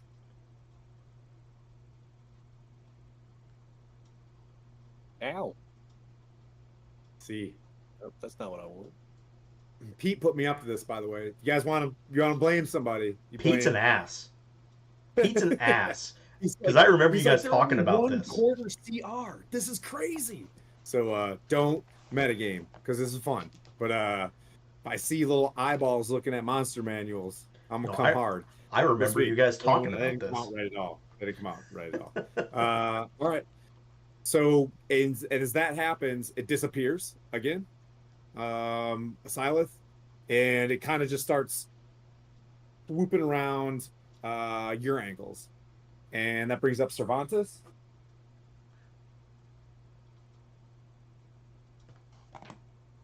Ooh. I'm assuming an 8 doesn't hit you. It does not. As this thing kind of claws out you. Phandalin, this other one, you know what I mean? Like, makes this and swipes at you as you're trying to touch Vin. Like, this is it gets really possessive of this dead body. That's part of your 24 medicine check, is this thing looks very possessive of this body. And that's a 22 to hit. Yeah. That's 7 necrotic. And you've lost 3 strength. Holy shit, man. Good news, it's Cervantes' turn. How you doing, pal? I'm doing all right. I'm gonna swing at the one that's What's your plus to hit now? Now that Plus you've 2. lost strength. Okay. +2. That's okay. I had 16, so I was pretty good. Yeah. So I have advantage on this attack, and Okay. does a 16 hit? Hit, sir. Okay. So that's a +4, so 5 slashing. Or wait, is it piercing or slash? Yeah, piercing. It does. Okay. Yep. As you puncture into this thing, you feel pressure. It's still there. Yep, it's still there. Then so using Vex advantage on my bonus action 2 weapon fighting. So that's a dirty 20 to hit. It's And 5. all right. Piercing. So you just with everything, give it everything you got. You just swing up with your other, and you half it, and it just dissipates. Congratulations, first kill of the campaign. Oh my god. I'll I'm say starting to do something this now. ridiculous. All the cool kids do this on camera. Like, I don't That's know. silly. It doesn't. Justice be done, and may it rhyme. As I turn towards the other one. All right. Okay. So that brings up Ignatius.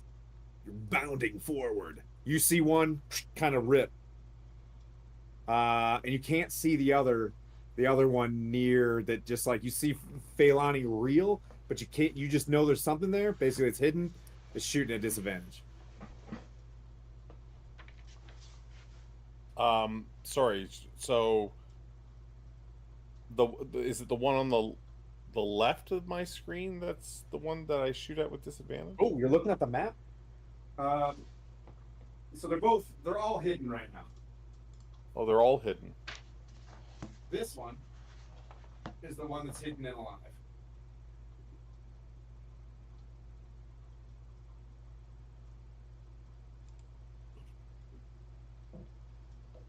And the one on the other side of the road is not hidden? They're both hidden. If you see them, they're hidden right now. I can't just run over there and grab them. So they're hidden, but they're in that spot. Does that make sense? You're shooting at disadvantage. I know it's wonky, but like. Okay. Well, I guess I'm shooting at them with disadvantage.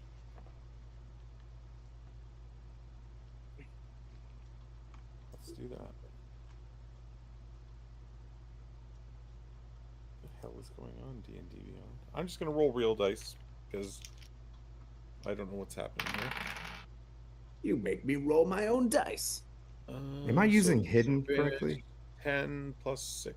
So 16. Hits. On disadvantage? Good job. Yeah, I got a 10 and a 12. So the 10, I took the 10 plus 6, 16, and then a D6. Oh, not bad. 4 plus 4, 8. Okay. 8 piercing on. Yep. That's like the first hit on that one. So you see, as it's swirling around Phandalin, you see it stick in and then just kind of push through and fall to the ground, and the thing kind of just like rolls, but all that damage seemed to hit. It's very strange that these things are shadows, and yet they're not resistant to piercing, and you know what I mean? But like it's kind of strange. It's more anti-magic than it is anything else. All right, Silith. All right. I'm gonna cast Bless. I'm gonna grab my holy symbol even tighter, and Tamora, give my party strength to take care of these evil, horrible things, and sort of a greenish, goldish glow kind of goes from me to Sir Cervantes, Brody, and Ignatius, since they're currently attacking, and I can't really see Phandalin because she's leaning down, getting destroyed by another one. So what does that give us? Bless up to 3 creatures within range. Whenever a target makes an attack roll or saving throw before the spell ends, the target adds a D4 to the attack roll or save. So I am currently concentrating. Nice. Add a D4, baby.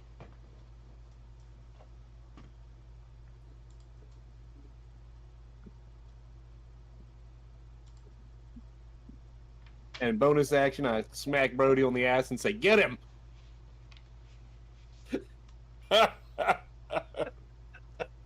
Sick 'em, boy. Sick 'em. Right next to him.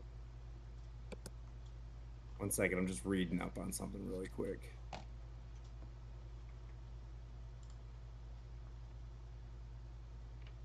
Okay, yeah. So you're right, Brody. They are invisible because they're hidden, right? Mhm. But to attack them, it's still disadvantage. That's Okay. I'm just kind of progressing it forward. So yes, you see them because they're invisible. So flat roll, yeah. Okay. Through your dude. All right, Silith casts Bless. They seem to have disappeared, and it's back to you, Brody. You see it, through if you're still using aid, you see it kind of swirling. It's still in melee, but like preparing to attack Silith again. Like this thing is now like behind his back, hiding, right? Just for the movie sequence of it. So you can see it behind him. All right. I'm going to Eldritch Blast at it again. Blast. And with the D4, it's 16 plus 22. Hits. All right. And that is a 9 points of force damage. All right, that's enough for that one. Yep. So you see it creeping up behind his head, and you just Silith. You probably are like squinting because it looks like he's gonna shoot you in the face with a bunch of venom, and it grazes over like your right shoulder. And this thing, you can actually feel it like hit your back and just kind of dissipate and hit the ground, and just kind of like misty boils underneath you. But that one seems to pass. That's why I smacked him in the ass. To give Nice, him, dude. good That luck was to the do blood that. he needed. Love that interaction. You're just like, ooh, yeah, And, that's awesome. So I'm going to then tell Slinky to, I said, we're going after that other one next. And I point over where the other one is. Okay. Phandalin, it is your turn. You see this thing, it hits you, it sapped your strength. And it is like, you know that it's around the base of your feet. Or is it swirling above your head now? It is It's somewhere in the darkness around you. Okay. I'm gonna tag it with my quarterstaff. Okay. And that's also a strength attack, so make sure you're reducing your strength on your modifier.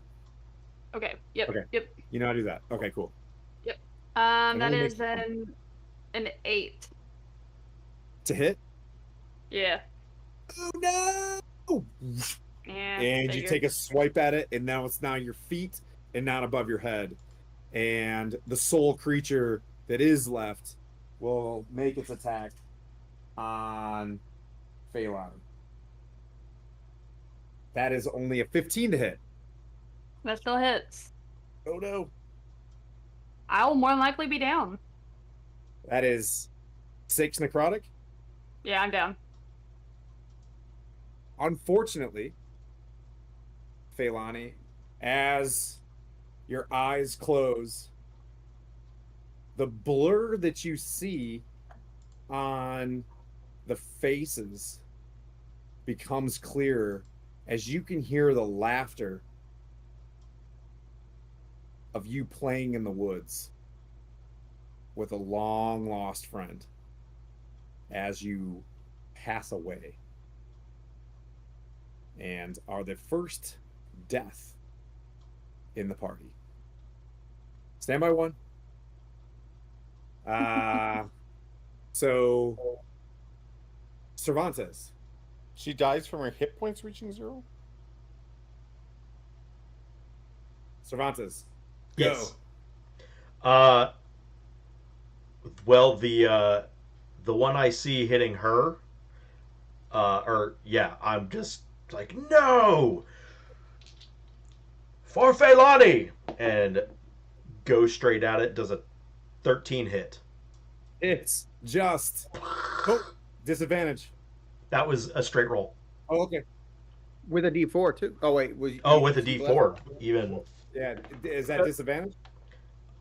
So because I hit it, disadvantage. Plus Why not be 3. Coco? So 13. They were both 13s. 13s. Okay. Hits it. Roll damage. 4 plus 4. So 8. Piercing. 8. Okay. And then I will, because I hit it, I get advantage this time, so a straight roll. And another 13. Hits. For another 9. No, sorry. No. Nothing added on top of that, so just 5. So 5. Okay. All right. And that brings up Ignatius. I'm gonna ready my bow to shoot as soon as it attacks someone. It just attacks Phandalin. I know, but when it attacks, it becomes unhidden, and then I'll get a clean shot at it before it can go back. That would be next turn. Yeah, but I'm readying my attack so that Okay. whenever it attacks, I'll shoot the arrow. Right. Does that make sense? Yep. Understood. And that brings up Silith. I'm going to do Firebolt again. Okay. At Disadvantage? disadvantage. Yeah. Okay. That is a 8 plus 5. 13 is the lower roll. 13 hits. Sweet. The other one would have been a 21 to hit, but that's okay. 21. And how much damage? 4 points of fire damage. My greenish Okay. fire, which does. Thing is looking in really rough shape. Brody. And you can see it, right? Visibly. Yep. I am going to. You'll see. So I'm going to like put my hands together and start kind of drawing something out, and then I'm gonna just like shoot something out from my hand at the hip, and it's going to look like like a crackling, like electrical type snake, just like shooting out, and it extends all the way, and like it sinks its fangs into sort of this incorporeal ghost, in incorporeal ghost, and I am casting Witch Bolt. Okay. Nice. Which is that's lightning damage, correct? Yes, it is. Okay. And that is 11 plus 3 is wait, which build is plus 6. So that's 17, 20, dirty 20. Okay. 30, 20, 30, 20, 30, 20. 2d12. 2d12. Good lord. That's awesome. 12. 12 points of lightning damage. All right. So this thing is hovering around Phandalin as this massive crackling, like Emperor Palpatine bolt just shoots from Brody, connects to this thing, and you see it like reverberate and then just bursts apart. Behind you, move! You see sliding to her knees is Lady Gariel, and she stands down. She's like, "This, I've got to be fast." And she reaches into her pocket and just spreads this sparkling dust all over Phandalin, puts her hands on her, and just starts. You see this like spinning wheel of Timora, of the multicolored rainbow, just this wheel like the Wheel of Fortune spinning over her hand and then pour into her body. As Phandalin, you're just like, boo! As she casts Revivify on your body, and she just looks straight at you and she's like, Timora's fortune brought me to this, but unfortunately I don't have enough dust for that poor young man.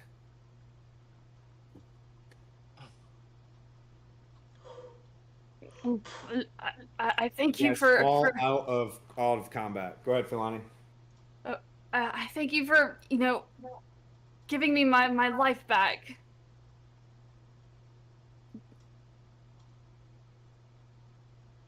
And she just looks cold as she looks over, and she's no. And you see Pete laying there lifeless over one of the bodies. I was wondering where you were. And you see this, she looks at you with a little bit of anger.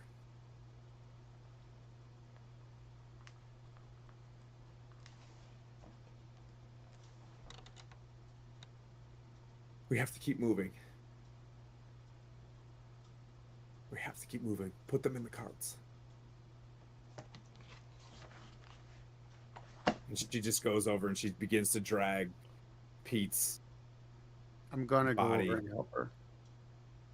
I'm going to go over and pick him up with my reduced strength. I don't know if we can get to Phandalin fast enough for them. This is terrible. She moves them into the cart, loads them up. Cervantes, what would you like to do? Is his shield laying on the ground? Mm. I'm gonna go pick it up and look at Sir Pete. I'm gonna pick up his shield and I'll protect this group. We will get to Phandalin. For I am Cervantes the Twice Blessed. And I will twice bless this group to get to Phandalin.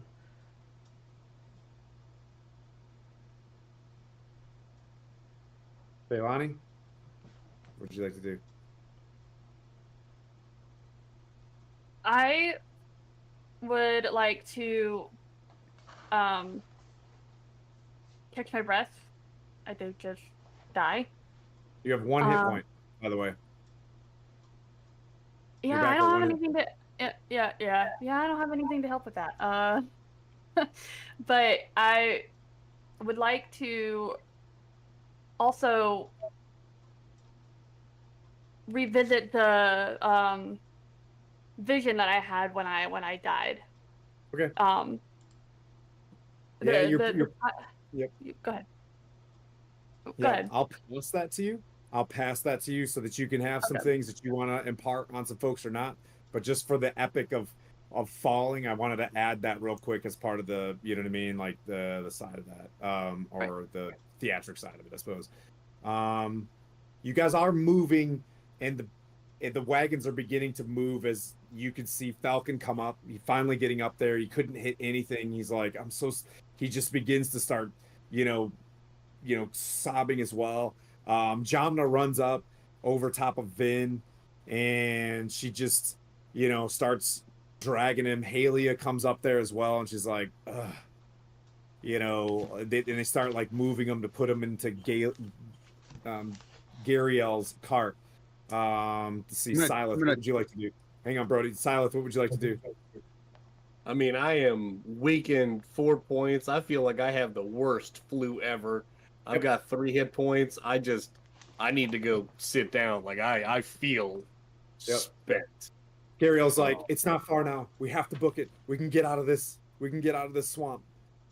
Ignatius, you're seeing a lot of panic in the front as you're back about 30 feet in the bushes or whatever. You're seeing, folks kind of seeing partners that you were with, kind of pass away, them dragging bodies back. And you see your teammates like visibly exhausted from these touches, from these things. So I think you all lost strength, right? The 4 of you? Yeah. I just Ignatius, not really sure what to do. Just slinks away. Okay. Makes his way back to one of the wagon that he was riding on. Okay. Avoids eye contact. Yep. And crawls up into the wagon very quietly. The wagon is gone. There's the Vistani are gone. As you go back there, they're not there. The last vehicle is Jamna and Halia are manhandling Vin and putting him in the back of their cart. They're struggling back there, and you can hop in with them. Well, his shoulders slump. His shoulders slump like, yeah. Like I feel like this is my lot in life here, and then I'll just bring up the rear of the caravan. Okay. Like the train. Yep. So you're back with so now Halia and Jamna are sitting there, and you're kind of sitting next to the body of Vin. I'll just keep walking. Oh, okay, you're gonna walk behind them. If the Vistani aren't there, I'll just sort of walk behind. Okay. Brody. I'm gonna take Pete's horse and I'm gonna tie it to her wagon, and then I'm gonna mount up and I'm gonna ride ahead a few paces and just start getting ready to lead the wagon train. Okay, this is a bit the closer. So I'm gonna take a little bit of this is agency time. You guys move out. You guys are sitting in the back of the the wagon. Phandalin, you see Pete's lifeless body there. Lady Lariel is doing her best to be. Falcon's actually sitting, in the cart as Lady Gariel is just hunched over. Keyword and Rondon Jaskins are talking back and forth in a flutter about what's going on. You guys kind of move forward. Silas, you jumped back in with Lady Gariel, or are you going back? I would be with Lady Gariel. Yeah, so you guys, you may hold her hand or whatever, you know what I mean? Like depart in prayers. There's a lot of shock. You guys move out of the swamp no less than 30 minutes later. The wagons circle up. Everybody falls out into try to rest because you guys are exhausted. Matter of fact, the four of you, even Brody, you're like starting to fall asleep, and you're just fighting it to get to be the signal for everybody to follow. You're the front taillights, you know what I mean? And everybody's kind of following you. You swing around, everybody plops down for a rest. As you can see in the far distance, lights of Leylon in front of you. Phandalin, you're in the back. You're looking at Pete's lifeless body. As you look up and you see right before you, reaching out, as you have 1 hit point left, you see a visage of Pete reaching towards Lady Gariel. And as Vin, you see a visage of Vin floating above Jamna to begin to touch them. Oh my God. And that's where we'll pick up next time. Damn it, Tim. Oh, okay. I've got so many questions. So many questions. And how to get more than 1 hit point real fast. Hey, I only need 4 hours, sir. Yeah. Well, yeah. So dudes, thank you so much. I think we have 4 raids. Heroes of Evermore's out there. Everybody, those were shadows. They're like a 1/4 CR, and there was only 2 at a time I think I was bringing out. But yeah, that's fun. That was fun. So basically, what you're gonna learn is if you reach 0 hit points on one of these things, dead, and 1d4 hours later, you return as a shadow. These things So that's suck. that's super awesome. Only with shadows? Or everything? Well, we're about to keep cracking more Monster Manual here real soon. As you are in the you're in super creepy, awesome winter, and it's super nice. Yeah. So thank you guys so much for hanging out. Skylar, thanks for running the background of this thing. Switching to the battle map's awesome. Really appreciate that. Thanks for all the raids that were out there. You'll see Coco and Chad and I Saturday getting after it, and then Sunday we reassemble for Salt Marsh. So we got a lot of good Dungeons and Dragons going on. Skylar, you want to say goodbye to anybody? We'll go around the room. We'll go Skylar, Phandalin, Silith, Ignatius, then Brody. Yes. See ya. Thanks for all the raids. Thanks for everything, and we'll see you guys on Sunday. Chad, you got anything? I'll see you Saturday, and yeah, thanks for running. This was fun. We got our first kill tonight. Nice. Somebody's got to do it first. Yeah. Try to think. I'm searching for raids. We don't have anybody that's on our stream team. No. Jeremy, you got anything coming up? Castles and Crusades. We didn't even bring that up. Do you want to do a quick update on Castles and Crusades? Starting in June, we'll be running Castles and Crusades right here on Stronghold every second Thursday. It's part of the Summer of Siege event that Troll Lord Games is hosting, and we were fortunate enough to get in on it. And yeah, we're gonna be.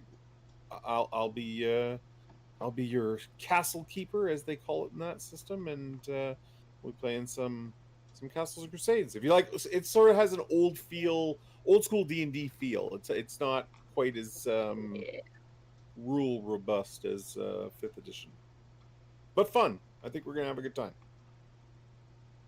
I like butt fun. Brent, what you got coming? I got nothing big in the wings in the next couple of weeks, so I am just gonna see you all in 2 weeks here. Alrighty. Let's see. Who do we I see Star up, but it looks like she's got 1 stars up. And she plays with us on which Starfall? We can go there. Yep. Yeah, Okay. it's right into her. Everybody, she plays on Lord Kazumba with us well. It keeps it all in the family. Weehaw. Yeah. And then, yeah, so enjoy, see what she's got going on in there, and pester her. Hopefully she's still on by the time we get in there. Is it? Oh, no, yeah, she's on. Yep. So Yeah, she's on. we'll see everybody Sunday. Good night, everybody. Bye. Thanks.